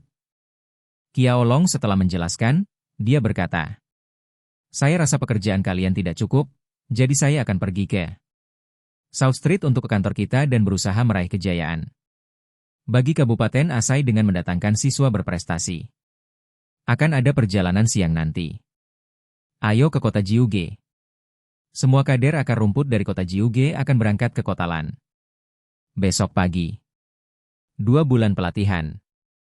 Ketika pertama kali mendengar Qiao Long mengajak Li Mei melakukan perjalanan bisnis, banyak orang merasa iri. Namun, ketika saya mendengar bahwa pelatihan di luar pekerjaan selama 2 bulan diperlukan, rasa iriku langsung berubah menjadi ekspresi yang mengatakan, "Syukurlah bukan aku." Ini terjadi setiap 1 atau 2 tahun. Kedengarannya seperti pergi ke ibu kota provinsi itu bagus, tetapi kenyataannya tidak ada kebebasan sama sekali di ibu kota provinsi. Ada ujian. Dan apa yang harus Anda lakukan sekembalinya? Pekerjaan yang ada tidak akan berkurang sama sekali hanya karena Anda mengikuti pelatihan di luar pekerjaan. Masih ada standar penilaian yang terpadu. Direktur, saya akan kembali dan mengurus semuanya nanti. Bagaimana dengan pekerjaan di desa Binghu? Li Mei baru saja pergi bekerja dan sama sekali tidak tahu seluk-beluknya. Ia hanya bisa bertanya dengan suara pelan sambil mematuhi arahan pimpinan. Bekerja di desa Binghu? Hanya ada 3 atau 4 penduduk desa di desa Binghu, dan tidak banyak pekerjaan sama sekali. Lagi pula, Su Zhishu masih kepala juru tulis tingkat 2. Jika ada masalah mendesak, dia bisa datang ke balai urusan pemerintahan daerah untuk mengurusnya. Mendengar hal ini, Qiao Long melambaikan tangannya dengan acuh tak acuh. Menurut pendapatnya, Li Mei memang kandidat terbaik untuk pelatihan penuh waktu di kota Lan kali ini. Jika orang lain, dia pasti enggan melepaskannya. Oke. Aku akan menelepon Zhishu nanti. Li Mei tidak mengatakan apa-apa lagi. Baiklah. Yang lain akan pergi ke ruang konferensi pukul 3 sore. Mari kita rapat dan membahas desa-desa yang khas. Qiao Long mengangkat tangannya untuk melihat waktu lalu berkata, "Baiklah, Direktur." Semua staf di kantor segera membalas. Pada siang hari, matahari bersinar terang di desa Binghu. Yuan.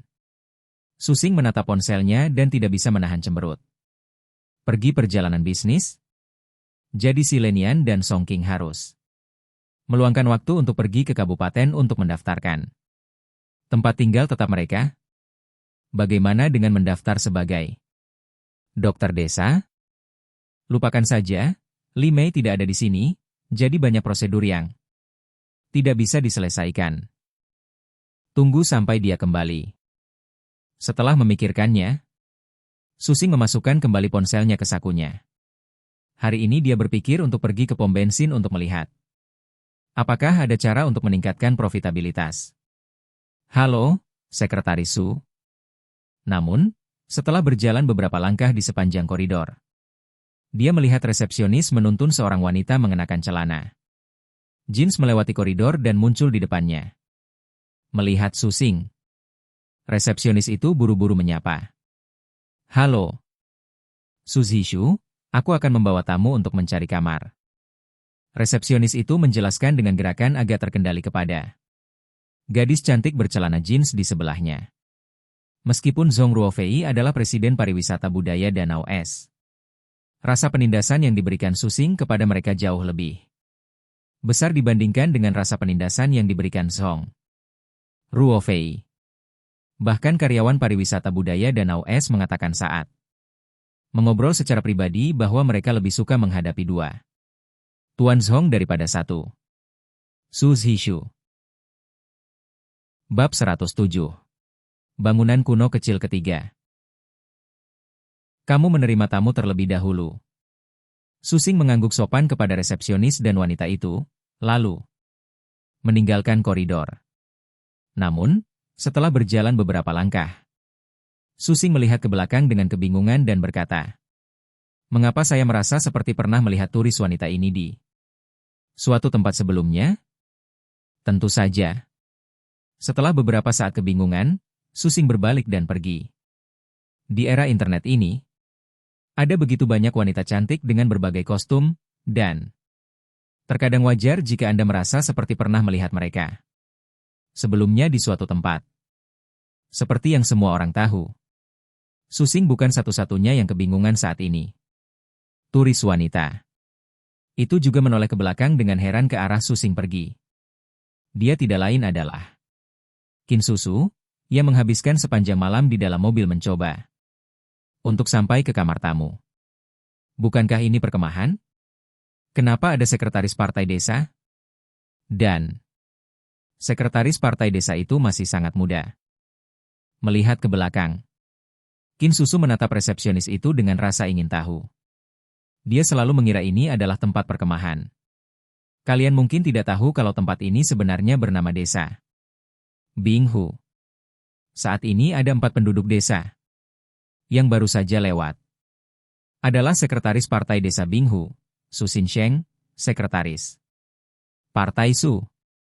Mengenai hubungan spesifik antara wisata budaya Binghu dan desa Binghu, kami tidak begitu jelas. Resepsionis itu tersenyum dan menjelaskan sambil berjalan pergi. Sebuah desa yang berpenduduk 4 orang? Qin Susu tampak terkejut lagi. Atau saya yang tinggal di sebelah timur kerajaan Xia, jarang sekali mendengarnya di desa yang penduduknya hanya 4 orang. Jangan remehkan desa tempat tinggal keempat orang ini. Setiap penduduk desa itu tidak sederhana. Ngomong-ngomong, video unta panggang diunggah di platform video pendek beberapa hari yang lalu. Penyanyi Sueyun juga salah satu penduduk desa.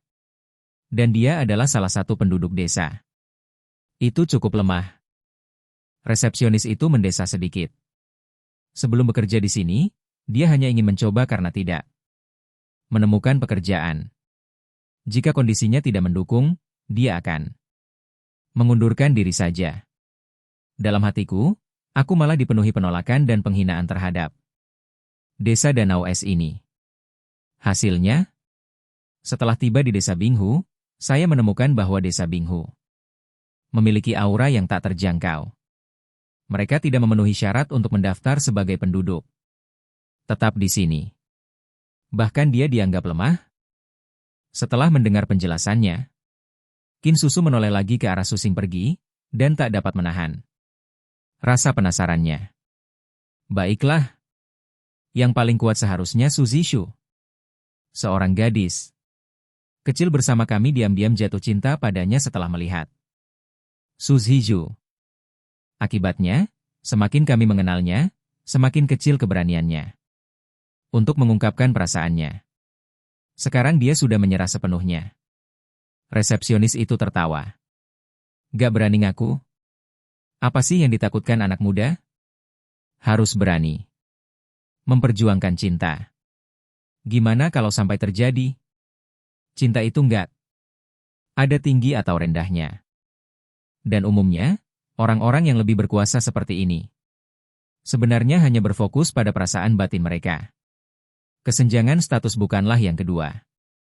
Meskipun adegan antara bos dan Cinderella dalam film dan serial TV berdarah, seni berasal dari kehidupan, pasti ada presidennya. Qin Susu tertawa. Haha, kamu benar. Kalau rekan kita ketemu kamu lebih awal, mungkin dia akan berubah pikiran. Resepsionis itu mengangguk setuju. Tidak apa-apa. Katakan padanya bahwa ada banyak kesempatan dan dia akan berusaha keras untuk datang tepat waktu. Tapi, bagaimanapun juga, Yuan Mu memang sangat indah. Qin Susu menjawab sambil melihat sekeliling. Itu perlu, dan ada banyak tempat menarik di desa Binghu. Kata resepsionis itu sambil menunjuk ke depan. Kamarmu ada di depanmu. Kalau mau pesan makanan, kamu bisa langsung panggil pelayan dan makanannya akan diantar. Kamarmu. Oke, terima kasih. Itu benar. 10 menit kemudian, Qin Susu mengemasi barang bawaannya, melihat sekeliling kamar. Lalu berbaring di tempat tidur. Kondisi dan lingkungan di sini sungguh menyentuh hatinya. Pada saat ini, Qin Susu punya ide. 1.000 yuan ini adalah nilai terbaik yang dihabiskan untuk perjalanan ini.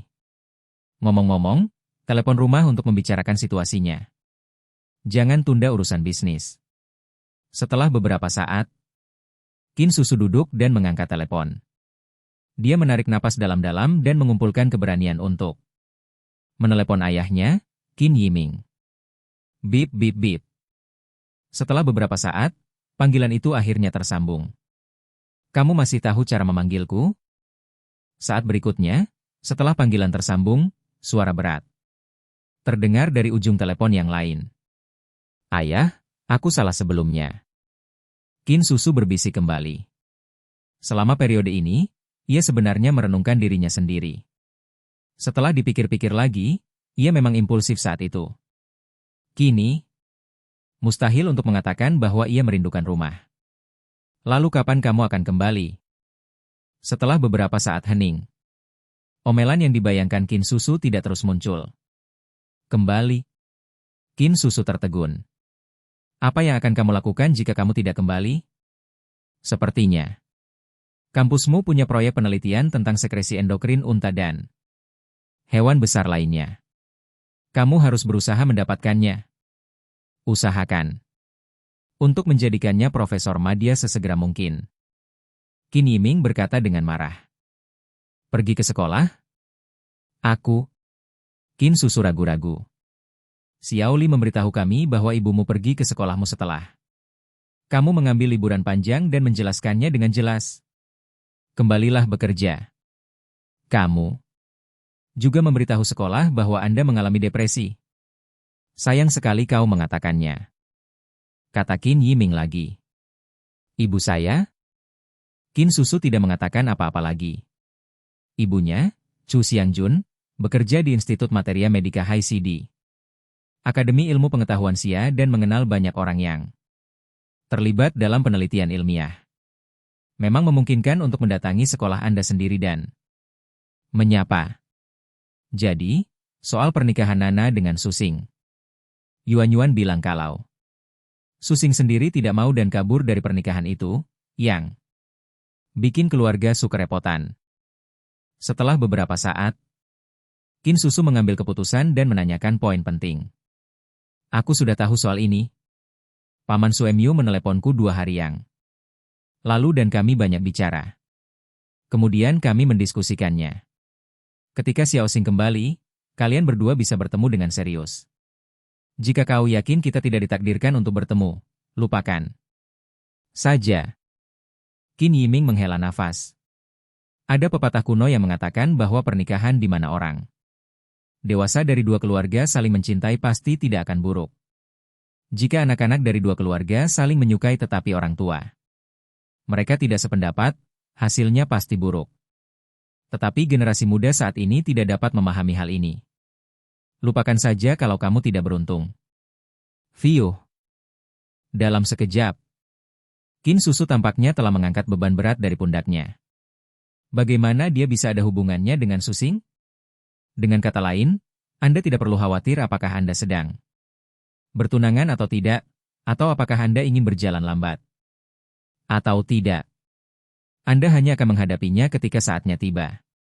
Kalau begitu, cepat kembali untuk membicarakan topik itu. Kudengar kampusmu sedang memilih tempat dalam 2 hari terakhir. Dan kemungkinan besar kamu harus melakukan perjalanan bisnis yang panjang. Qin Yiming berkata lagi. Tidak masalah. Qin Susu segera menjawab dengan penuh semangat. Hal utama dari budaya dan pariwisata Binghu adalah layanan dan efisiensi. Terutama efisiensi kerja Zhong Ruofei. Tepat ketika Qin Susu berpikir bahwa pertunangan telah sepenuhnya diselesaikan, di sisi lain, di pintu masuk Binghu Food Stall, beberapa wisatawan yang baru saja keluar dari kantin tidak dapat menahan diri untuk tidak melihat ke seberang jalan raya nasional. Saya melihat sebuah derek dan 5 atau 6 pekerja di sisi berlawanan dari jalan raya nasional mengangkat 3 rumah baja. berwarna yang disatukan. Ada apa? Apakah rumah-rumah baja berwarna akan dihancurkan? Kurasa akan lebih baik jika rumah-rumah baja berwarna ditempatkan di sisi yang berlawanan. Setidaknya mereka cocok dengan kantin dan kios makanan. Sekarang setelah mereka dihancurkan, ruang terbuka yang besar dan kosong itu sungguh tidak sedap dipandang.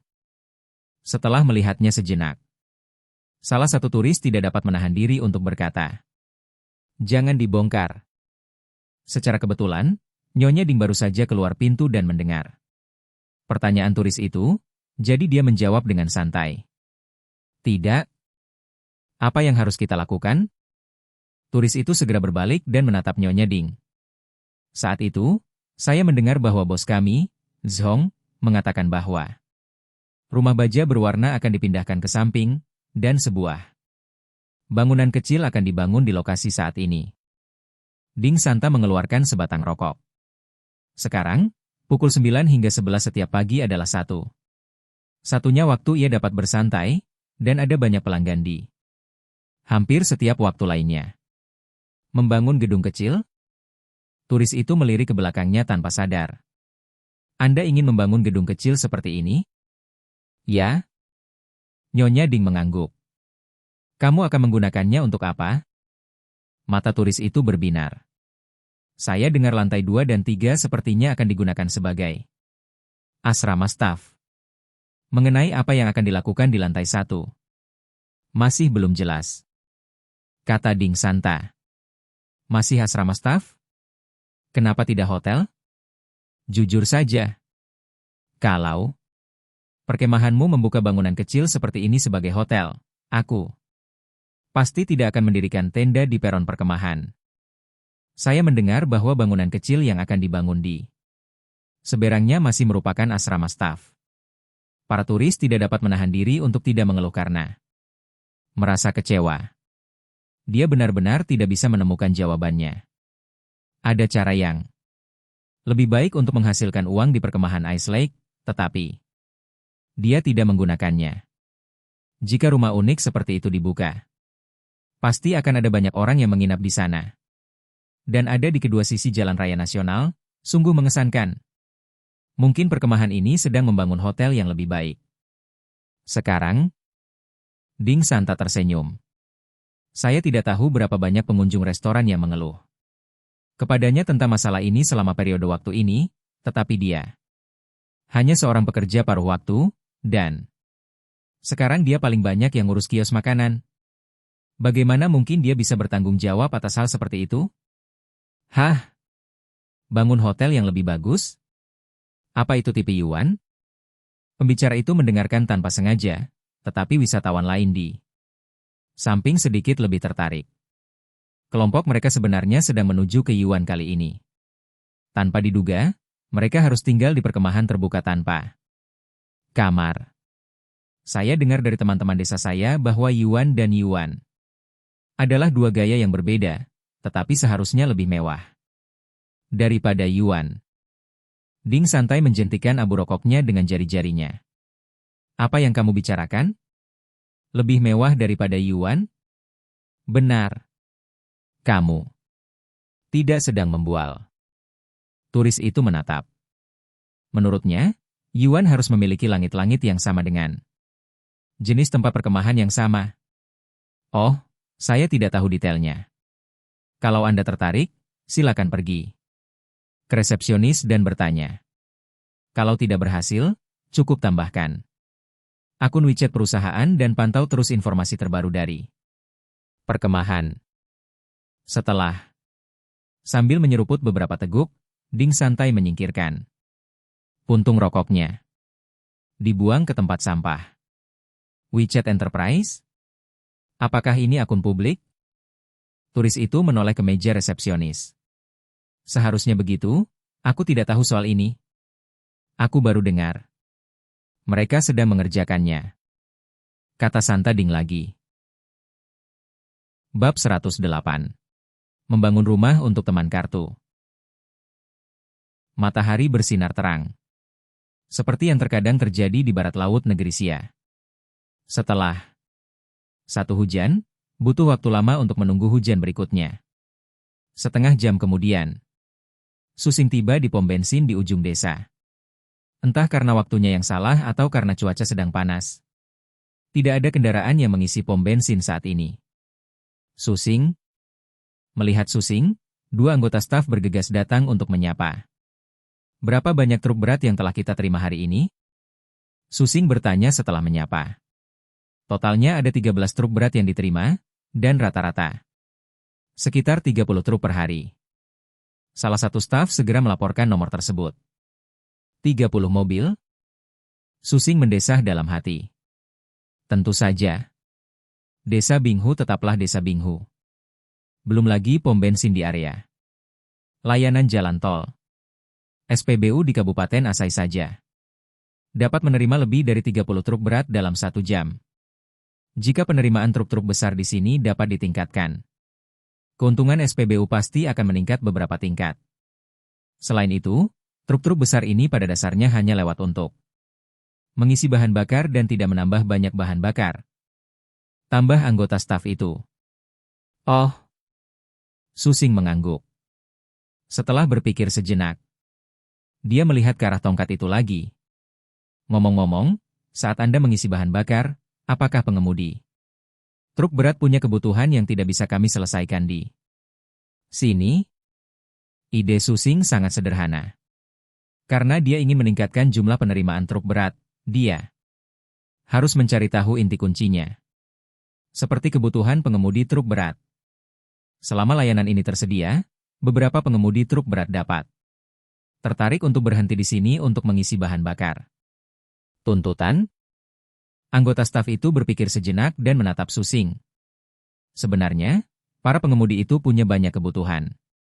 Terutama, para pengemudi truk berat yang mengemudi di malam hari. Pengemudi yang mengemudi di malam hari? Ceritakan lebih spesifik. Pikiran Susing tiba-tiba tergerak dan dia langsung tertarik. Suzhishu, begini. 10 menit, setengah jam dan 1 jam kemudian, Susing meninggalkan pom bensin. Setelah beberapa saat, saya tiba di tempat yang saya putuskan untuk membangun peternakan. Pembiakan tadi malam. Pada saat ini, Zhong Ruofei sedang mendiskusikan sesuatu dengan beberapa pria berpakaian teknik. Desa Binghu berfokus pada melakukan segala sesuatu tanpa menunda. Nunda. Karena kita akan membangun peternakan pembibitan, tentu saja tidak. Akan seperti proyek-proyek departemen lainnya, yang mana hanya desain proyek dan penawarannya saja memerlukan waktu beberapa bulan atau bahkan setengah tahun. Proyek yang sedikit lebih besar dimulai dalam 2 atau 3 tahun. Dan waktu penyelesaiannya tidak diketahui. Karena itu, dia mulai memindahkan rumah baja berwarna di pagi hari, dan itu juga pekerjaannya untuk membangun bangunan kuno kecil ketiga. Xiao Su. Melihat Susing, Zhong Ruofei menyapa beberapa pria dan kemudian mendatangi Su Sing. Saudara Zhong, apa yang kamu katakan di sini? Susing bertanya. Orang-orang ini dipekerjakan dari sebuah perusahaan konstruksi dari kota Jiuge, dan mereka terutama membangun badan-badan seperti peternakan pembibitan. Katanya tidak masalah. Kotoran unta, kotoran yak, dan kotoran burung unta semuanya bermanfaat. Tidak akan memengaruhi sungai dan lingkungan sekitarnya. Zhong Ruofei menoleh dan melirik ke kejauhan. Sebenarnya sungai ini disebut-sebut sebagai sungai kecil. Lebih mirip aliran sungai kecil yang mengalir dari Danau Lenghu. Aliran airnya sangat berbeda dari sungai kecil sungguhan. Oke, mereka tidak mengatakan berapa lama masa pembangunannya? Susing mengangguk dan bertanya lagi. Saya sudah memberitahu mereka persyaratan kami. Mereka bilang, kalau mereka tidak membangun akomodasi untuk karyawan pertanian, pembangunannya bisa selesai paling lama 20 hari. Jawab Zhong Ruofei. Oh, tidak apa-apa. Susing memikirkannya dalam diam. Itulah yang dipikirkannya. Sebagian besar bangunan di pertanian adalah struktur baja, dan ini adalah tim profesional, jadi kecepatannya tentu tidak akan lambat. Besok mereka akan memberikan renderingnya. Kalau cocok, kita akan tanda tangani kontraknya. Orang-orang mereka akan langsung masuk. Zhong Ruofei menambahkan. Ya? Begitu saja, setelah mereka berdua mengobrol sebentar tentang cara memperkenalkan hewan setelah peternakan pembiakan dibangun. Susing menyebutkan pom bensin. Saudara Zhong, saya sedang mempertimbangkan untuk mendirikan rumah sahabat kartu di pom bensin untuk meningkatkan tingkat penerimaan truk berat kita. Rumah teman mobil? Mata Zhong Ruofei berbinar. Wah, saya pergi mengobrol hari ini dan menemukan bahwa ternyata ada banyak kebutuhan dari teman-teman pengguna kartu. Saat ini, tidak banyak pengemudi truk berat di sini. Selain publisitas yang kurang, banyak layanan yang tidak selengkap area layanan kecepatan tinggi, tapi akan berbeda jika kita membangun rumah untuk teman kartu. Susing mengungkapkan pikirannya. Nanti kalau sudah waktunya, akan dibangun lahan terbuka yang luas. Di samping pom bensin di luar desa, kemudian akan dibangun rumah untuk pengemudi truk berat yang mengisi bahan bakar di area layanan kami. Pemandian umum gratis, dapur bersama, mesin cuci bersama, air minum murni 24 jam dan layanan lainnya. Dan kami juga dapat menjaminnya. Kita bisa memperkuat langkah-langkah keamanan dan tidak pernah membiarkan siapapun parkir di area layanan rumah teman kartu kita. Pada malam hari, mereka bisa tidur nyenyak di dalam mobil tanpa khawatir tentang tikus gas, tikus roda gigi. Xiao Su, kau benar-benar berpikir begitu. Setelah mendengar hal ini, Zhong Ruofei segera mengacungkan jempol pada Susing. Belum lagi hal-hal lainnya. Sebagian besar area layanan tidak dapat melakukan ini hanya untuk item terakhir. Banyak pengemudi truk berat tidak punya pilihan selain tidur tepat di sebelah tangki bahan bakar. Yang terpenting adalah biayanya sangat rendah dan dapat diselesaikan dalam waktu sekitar 10 hari. Setelah jeda, Zhong Ruofei melanjutkan. Pengemudi truk berat umumnya tidur di kendaraannya sendiri, jadi tidak perlu membangun tempat tinggal untuk sementara waktu. Dan jika Anda ingin menghemat biaya, Anda sebenarnya tidak perlu memperbaiki rumah. Anda cukup membangun deretan rumah baja berwarna dan Anda bisa mengerjakan semuanya. Kami akan memikirkan cara untuk mempublikasikannya setelah selesai, kata Susing.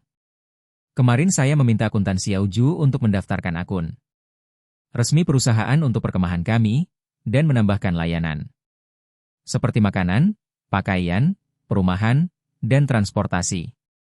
Selama pengemudi truk berat memperhatikan akun resmi kami, pasti akan ada lebih banyak pengemudi truk.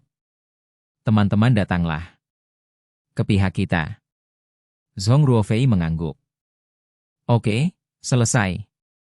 Kamu bisa awasi ini. Aku akan membangun asrama staf besok. Setelah berpikir sejenak, Susing membuat pengaturan.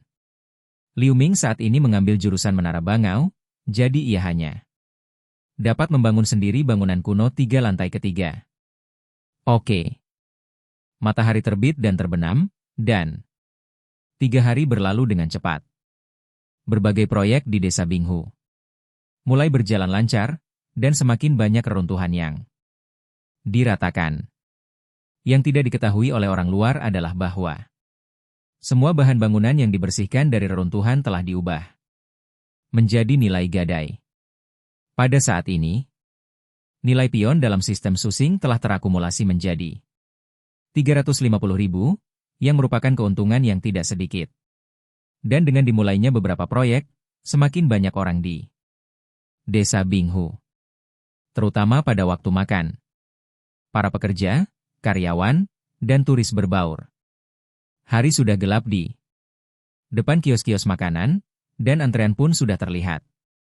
Pada pukul 12 siang, tepat ketika Zhong Ruofei berencana pergi ke warung makan untuk makan, telepon genggamnya tiba-tiba berdering. Mengambilnya dan melihatnya, Zhong Ruofei segera menunjukkan kegembiraan dan segera menjawab.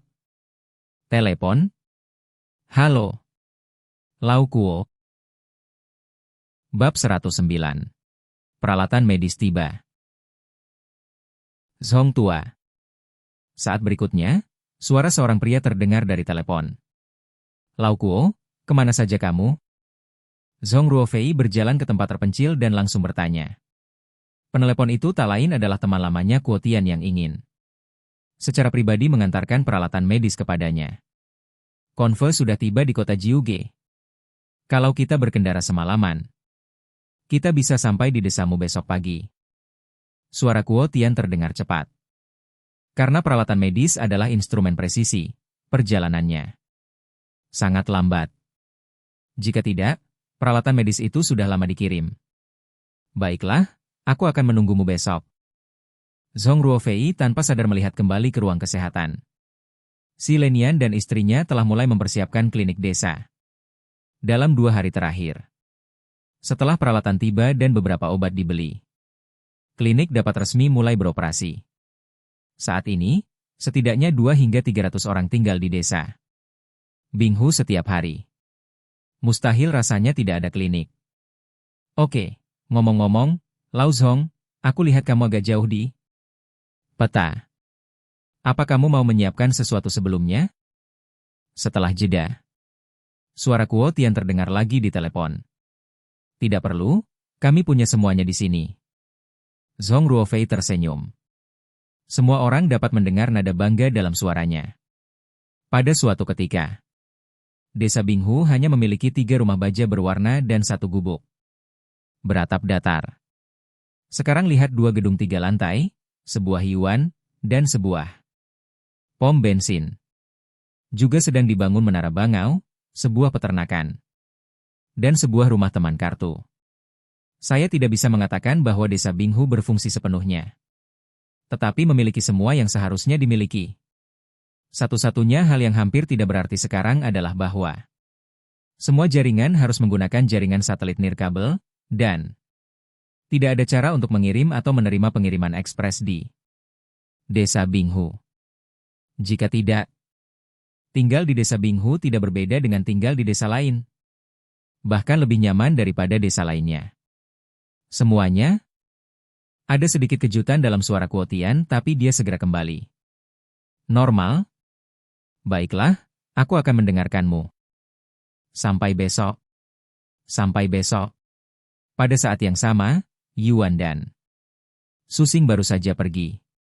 Ketika dia kembali ke kediamannya di lokasi pembangunan bangunan kuno kecil ketiga dan berencana untuk makan, dia mendapati si Lenian telah menunggu di pintu. Su Zhishu, Kakashi, panggil saja aku Xiao Su mulai sekarang. Susing segera melambaikan tangannya. Sekarang, meskipun si Lenian dan Song Qing belum menyelesaikan semua prosedur, mereka telah diakui sebagai penduduk desa Binghu. Jadi mereka tidak perlu memiliki status tersebut. Oke. Xiao Su, sudah. Aku mau ke pasar Jiuge. Si Lenian ragu sejenak, tetapi akhirnya berubah pikiran. Mau ke pasar Jiuge? Ekspresi Susing berubah. Baiklah, saya dan istri membuat daftar obat-obatan untuk klinik kami kemarin, lalu menelepon stasiun layanan kesehatan masyarakat Kantor Jalan Selatan Kabupaten Asai. Hasilnya adalah sikap yang sangat umum dan sebagian besar obatan tidak tersedia. Si Lenian mendesah. Menurut sistemnya, klinik desa dapat langsung membeli obat-obatan dari stasiun layanan kesehatan masyarakat tingkat yang lebih tinggi atau pusat kesehatan kota.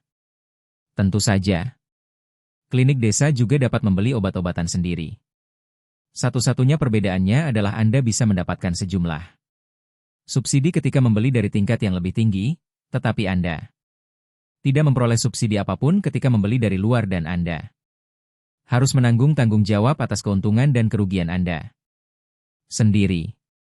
Baiklah, kamu bisa pergi menemui Tuan Zhong nanti dan membawa modal awal untuk klinik. Pahami alasannya. Susing tidak terkejut. Mengesampingkan sikap dan melihat peralatan yang dibeli untuk klinik desa Binghu, sudah dapat dipastikan bahwa stasiun layanan kesehatan masyarakat Jalan Selatan tidak akan mampu memasok obatan ke klinik desa Binghu. Baiklah, Kalau begitu aku akan pergi ke kota Jiuge dengan truk. Pembelian kita besok. Si Lenian mengangguk. Beberapa hari yang lalu, ketika mereka membahas ruang kesehatan desa, Susing mengatakan bahwa ruang kesehatan tersebut, seperti pompa bensin, memiliki modal awal sebesar 500.000 yuan. Di antara mereka, untuk ruang kesehatan, 300.000 yuan akan digunakan untuk membayar sebagian peralatan medis terlebih dahulu. Dan sisa 200.000 yuan akan digunakan untuk membeli obat-obatan. Sisanya ditanggung sendiri oleh Dinas Kesehatan, termasuk sisanya yang 6 juta untuk pembayaran alat kesehatan. Ngomong-ngomong, Saudara Si, kalau kamu lewat Kabupaten Asai, kamu bisa mampir untuk mendaftarkan tempat tinggal tetapmu, jadi aku tidak perlu pergi. Pada saat ini, Susing tiba-tiba teringat sesuatu dan berkata lagi. Xiao Su, bukankah kamu bilang kader Baocun dari desa kita pergi ke Lanshi untuk pelatihan? Aku pergi mencari pejabat lain di kantor jalan? Si Lenian berhenti sejenak. Kamu tidak perlu mencari petugas lain. Kalaupun kamu mencari, mereka mungkin tidak bisa membantumu. Kamu bisa pergi ke balai urusan pemerintahan saja untuk mengurusnya. Susing segera melambaikan tangannya. Dikatakan bahwa dia menangani sendiri pendaftaran penduduk tetap. Oke. Ngomong-ngomong, bagaimana dengan prosedur di ruang kesehatan desa Xiaosu? Kalau kita membuka pintu untuk menerima pasien, kita mungkin tidak bisa melakukannya tanpa prosedurnya. Si Lenian mengangguk dan bertanya lagi. Meskipun gelar profesionalnya sudah wakil kepala dokter, ia harus mendaftar untuk praktik di tempat baru. Jika tidak, akan sangat merepotkan jika Anda bertemu dengan seseorang yang sengaja mencari masalah. Bagaimana prosedur untuk klinik desa? Susing mengangkat tangannya dan melihat waktu. Dalam hal ini, saya akan menghubungi Direktur Li dan menanyakan prosedur apa saja yang diperlukan. Li Mei panik ketika menelepon beberapa hari yang lalu. Saking cemasnya, saya sampai lupa menyebut nama dokter desa. Ya? Kata-kata itu dibagi menjadi 2 bagian. Lanshi, cuaca di bulan Agustus masih gerah. Di Ning District College di Provinsi Suking, sekelompok orang keluar dari gedung kantor satu demi satu, dan Li Mei adalah salah satunya. Pada saat ini, dia sedang mengobrol dengan seorang gadis di sebelahnya. Benarkah hanya ada 4 orang di desamu? Wah, aku stres banget setiap hari. Aku cuma berharap penduduk desa yang datang nanti bisa lebih normal, kalau tidak, aku nggak akan bisa kerja di sini. Ding ling ling. Di sini pada saat ini, nada dering ponsel Li Mei tiba-tiba berdering. Mengambilnya dan melihatnya. Li Mei segera berkata kepada teman-temannya. Xiao Ma, sekretaris partai desa memanggilku. Kamu pergi ke kantin dan siapkan tempat duduk untukku dulu. Sekretaris partai desa di tingkat sains senior yang Anda sebutkan? Rekan kerjanya tak dapat menahan diri untuk menjawab. Mereka yang datang untuk pelatihan pada dasarnya adalah kader akar rumput dari berbagai kota atau komunitas, terutama mereka yang berasal dari kota Jiuge. Mereka sering membicarakan masalah ini bersama-sama secara pribadi. Banyak orang yang sungguh penasaran bagaimana Li Mei menghadapi sekretaris partai desa yang jabatannya jauh lebih tinggi dari mereka. Ditambah lagi dengan video memanggang unta di perkemahan. Setiap kali seseorang bertemu Li Mei, mereka akan bergosip tentang desa Binghu. Ya? Kalau begitu, cepatlah jemput dia. Dia mungkin sedang terburu. Buru ingin bertemu denganmu. Rekannya segera berkata. Oke. Mengangguk, Li Mei berjalan ke samping, menarik napas dalam-dalam, dan menjawab telepon. Halo, Sekretaris Su. Direktur Li, apakah Anda punya waktu untuk berbicara? Panggilan itu terdengar cepat. Suara Susing terdengar. Itu nyaman, katamu. Itu saja, bagaimana cara dokter desa di desa kami mendaftar dan apa saja prosedur yang diperlukan? Susing langsung ke pokok bahasan tanpa basa-basi. Dokter desa? Apa kamu sudah menemukan dokter desa di sini? Tidak apa-apa jika dia tidak mendengarkan. Tetapi ketika dia mendengarnya, Li Mei langsung bersemangat. Meskipun dia bilang dia tidak perlu mengkhawatirkannya setelah pergi ke Ice Lake Village terakhir kali, bagaimana dia bisa melupakannya sepenuhnya? Begitulah, sampai-sampai saya sedikit linglung selama 2 hari. Pelatihan. Bagaimana mungkin kamu tidak bahagia ketika Anda tiba-tiba mendengar berita seperti itu sekarang? Nah, ada 2 penduduk desa baru yang bergabung dengan desa kami. Dan kebetulan mereka sedang kuliah kedokteran. Saya sedang mempertimbangkan untuk mendaftarkan salah satu dari mereka sebagai dokter desa kami. Susing menjawab. 2 penduduk desa yang sedang kuliah kedokteran, ijazah apa yang mereka miliki? Untuk mendaftar sebagai dokter desa dan klinik desa, ijazah mereka perlu diverifikasi sebelum tingkat gaji mereka dapat ditentukan.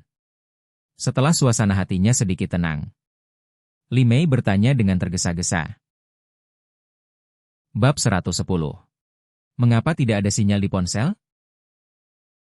Ijazah? Suara Susing ragu-ragu sejenak dan kemudian terdengar lagi. Saya belum bertanya secara spesifik tentang ijazahnya. Mohon tunggu sebentar. Saat berikutnya, suara itu dapat terdengar samar-samar dari gagang telepon di tangannya. Yue mendengar, "Kakashi, apa ijazahmu?"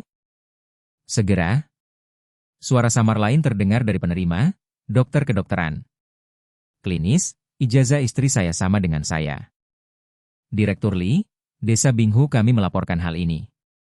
Ijazah dokter desa adalah dokter kedokteran klinis, dan jabatan sebelumnya di Rumah Sakit Afiliasi Universitas Yancheng adalah wakil kepala dokter.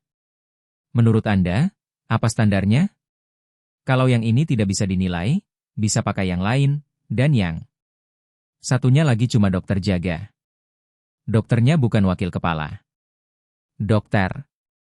Suara Susing menjadi jelas lagi.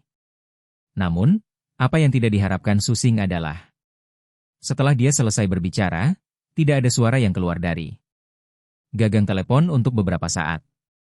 Direktur Li, Direktur Li. Meskipun Susing mengingatkannya 2 kali, masih tidak ada suara di ujung telepon yang lain. Apakah ponselnya tidak ada sinyal? Dalam sekejap mata, pada pukul 10 pagi berikutnya, di bawah bimbingan Zhong Ruofei, 5 truk berat jenis box perlahan diparkir di ruang terbuka. Tempat pesta api unggun digelar. Setelah beberapa saat, seorang pria parubaya melompat keluar dari kereta. Zhong tua. Kuo tua. Begitu mereka turun dari mobil, mereka berdua saling berpelukan erat. Pria parubaya itu tak lain adalah Kuo Tian yang datang untuk mengantarkan peralatan medis. Old Zhong, aku benar-benar tidak menyangka kau ada di sini. Kuo Tian berkata dengan emosi. Di sini bersih. Zhong Ruofei tersenyum. Ngomong-ngomong, kamu sudah makan? Ayo kita ke Yuan dan makan dulu. Sudah dimakan. Ngomong-ngomong, Lao Zhong, di mana peralatan ini diletakkan? Melihat sekelilingnya, Kuo Tian merasa sedikit penasaran. Meskipun saya melihat sebuah pompa bensin dan 2 bangunan kecil yang telah diperbaiki saat memasuki desa, saya tidak melihat tanda menuju klinik desa. Ada di gedung seberang. Zhong Ruofei menunjuk ke klinik desa. Bangunan kecil di sebelah warung makan itu? Kuo Tian sedikit mengernyit saat melihat sisi berlawanan dari Jalan Raya Nasional. Oh, bangunan kecil ini terlihat cantik. Aku penasaran apakah peralatannya bisa masuk.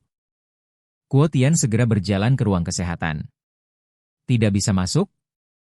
Seharusnya bisa.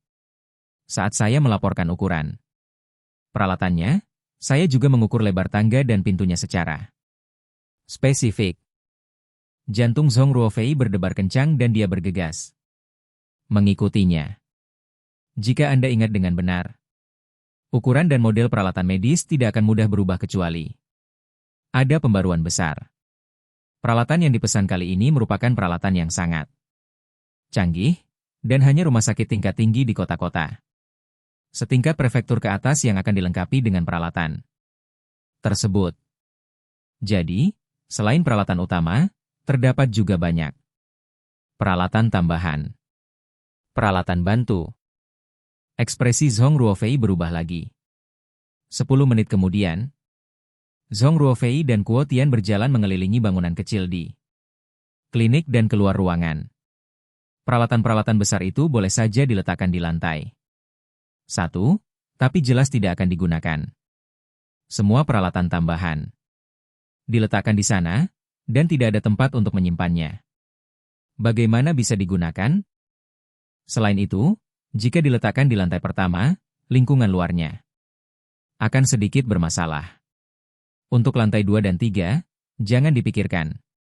Kita hanya bisa memasang mesin USGB dan endoskopi. Kuo Tian menoleh untuk melihat Zhong Ruofei. Oh, aku tidak memikirkannya matang-matang. Zhong Ruofei hanya bisa menghela napas. Dia benar-benar tidak mengharapkan hasil ini. Old Zhong, apa yang harus kita lakukan sekarang? Sejujurnya, kurasa peralatan sebesar itu tidak terlalu berguna bagimu.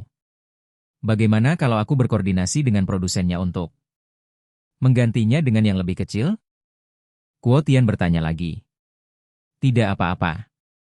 Kita bongkar dulu peralatan besar ini di lantai 1, baru kemudian saya akan cari solusinya dengan sekretaris partai kita. Zhong Ruofei menjawab tanpa daya. Peralatannya akhirnya dikirim ke sini.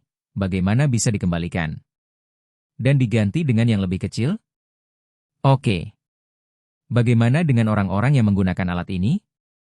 Saya khawatir dokter biasa tidak akan bisa mendapatkannya. Kuo Tian hendak berbicara tetapi berhenti. Setelah berkeliling, dia benar-benar ingin mengatakan pikirannya. Yang sebenarnya tetapi khawatir Zhong Ruofei akan terlalu banyak berpikir. Ngomong-ngomong, kalau itu dia, paling-paling dia akan membeli mesin USGB. Kalau nanti dia sakit parah, dia harus pergi ke rumah sakit besar di kota besar. Tidak apa-apa. 2 penduduk desa kami adalah wakil kepala dokter di rumah sakit afiliasi pertama Universitas Yancheng. Peralatan yang mereka gunakan seharusnya lebih canggih dari ini. Zhong Ruofei melambaikan tangannya, menunjukkan bahwa itu bukan masalah. Penduduk desa itu dokter dari rumah sakit afiliasi nomor 1 di Yancheng. Lau Zhong, apa kau bercanda? Kuo Tian tertegun sejenak. Tidak perlu berbohong padamu. Desa macam apa desamu? Setelah konfirmasi lagi, Kuo Tian tidak tahu lagi harus berkata apa. Sebagai seorang pimpinan di industri medis, dia tentu tahu tingkatan rumah sakit afiliasi pertama Universitas Yancheng di negara bagian Xia. Dokter biasa manapun di sana dapat bekerja sebagai tulang punggung di tempat lain, apalagi wakil kepala dokter di sana. Jika ini ditempatkan di 3 teratas di kota-kota biasa, ini akan menjadi tingkat ahli. Jangan terlalu banyak berpikir. Desa Binghu itu desa biasa. Sekarang hanya ada 6 penduduk desa. Ayo kita ke rumahku dulu. Untuk minum teh, baru bongkar barang. Zhong Ruofei menepuk bahu Kuo Tian. Desa biasa. Malam itu sangat pekat, dan malam di desa Binghu berangsur-angsur kembali tenang setelah periode kegembiraan yang singkat. Banyak turis dan pekerja sudah tertidur. Hanya di gedung Guan Kue, tempat shift ketiga bekerja, Anda masih dapat melihat samar-samar gambar konstruksi. Pada saat ini, di gedung asrama staf, Jurui, akuntan Hotel Budaya Binghu, resepsionis Yuan, dan kasir kantin sedang mengobrol. Sudah dengar? Sejumlah besar peralatan medis didatangkan sore ini. Semuanya disiapkan untuk klinik desa Binghu. Mulai sekarang, jika kami ingin menemui dokter langsung di klinik, kami tidak perlu lagi pergi ke rumah sakit besar, kata resepsionis Yuan dengan penuh semangat. Dia benar-benar tidak menyangka bahwa sebuah klinik di desa Binghu dapat memiliki standar setinggi itu. Baiklah, kau harus mendengarnya. Jurui mengambil alih percakapan sambil mengaplikasikan masker wajah. Namun tampaknya peralatan tersebut tidak dapat digunakan untuk sementara waktu karena alasan setempat. Tidak bisa dipakai? Tidak apa-apa. Karena Suzy, Shu dan Yang lainnya sudah memakai peralatan ini, aku tidak akan menyia-nyiakannya setelah aku mendapatkannya kembali. Di samping itu, sepertinya ada 2 orang lagi yang bergabung dengan desa Binghu. Dalam 2 hari terakhir, resepsionis Yuan tanpa sadar melihat kembali ke jendela dan berkata, "Aku tahu, apakah kamu berbicara tentang 2 orang yang bersama Sueyun selama 2 hari terakhir?" Kasir kantin bergegas datang. "Ya?" Resepsionis itu mengangguk. Setelah jeda, resepsionis itu melanjutkan. "Apakah kamu tahu asal-usul kedua orang ini?" "Asal-usul apa?" "Dikatakan bahwa mereka pernah menjadi wakil kepala dokter rumah sakit afiliasi pertama Universitas Yancheng, dan salah satu dari mereka telah ditunjuk oleh Suzy Shu sebagai dokter desa." Suara resepsionis itu lebih rendah dari sebelumnya. "Tidak mungkin, rumah sakit afiliasi pertama Universitas Yancheng. Dokter dari rumah sakit seperti ini mau datang ke kita?" "Seorang kerabat kita sakit parah dan tidak dirawat di tempat lain. Akhirnya dirawat di rumah sakit afiliasi pertama Universitas Yancheng." Pada akhirnya, Hua tercengang. "Saya baru jatuh sakit setelah membayar lebih dari 2.000 yuan untuk seorang calo." Tangan Jurui yang menepuk topeng tiba-tiba berhenti. "Anda sudah dapat menebak ekspresi wajah di balik topeng itu. Ada apa dengan kita di sini?" "Xiao Ju, sudah hampir sebulan sejak kamu mulai bekerja. Aku masih tidak tahu bagaimana kemampuan para tetua desa di desa Binghu. Mereka semua bisa ada di sini. Kenapa 2 orang ini tidak?" Yuan berkata setelah resepsi. "Saya baru saja bilang kalau mereka dulu 2 pelanggan, jadi kenapa mereka pindah ke gedung kecil di sebelah?" Ternyata Zhishu sudah mengaturnya. Di sisi kasir kantin menunjukkan ekspresi menyadari sesuatu secara tiba-tiba. "Ngomong-ngomong, aku sudah memikirkannya." Saat kedua penduduk desa ini mulai konsultasi, aku akan meminta ibuku untuk datang dan memeriksanya. Dia sudah beberapa kali ke Lanshi, tapi tidak ada hasilnya. Dokter dari rumah sakit ternama seperti ini pasti punya visi yang berbeda. Resepsionis itu mengangguk dan berkata dengan sangat serius. Seperti yang semua orang tahu. Tepat ketika para karyawan mulai berbicara pelan-pelan tentang ruang kesehatan desa, Susing mengerutkan kening. "Di Yuan, peralatannya terlalu besar, dan tempat yang kita persiapkan terlalu kecil, jadi kita tidak bisa menggunakannya."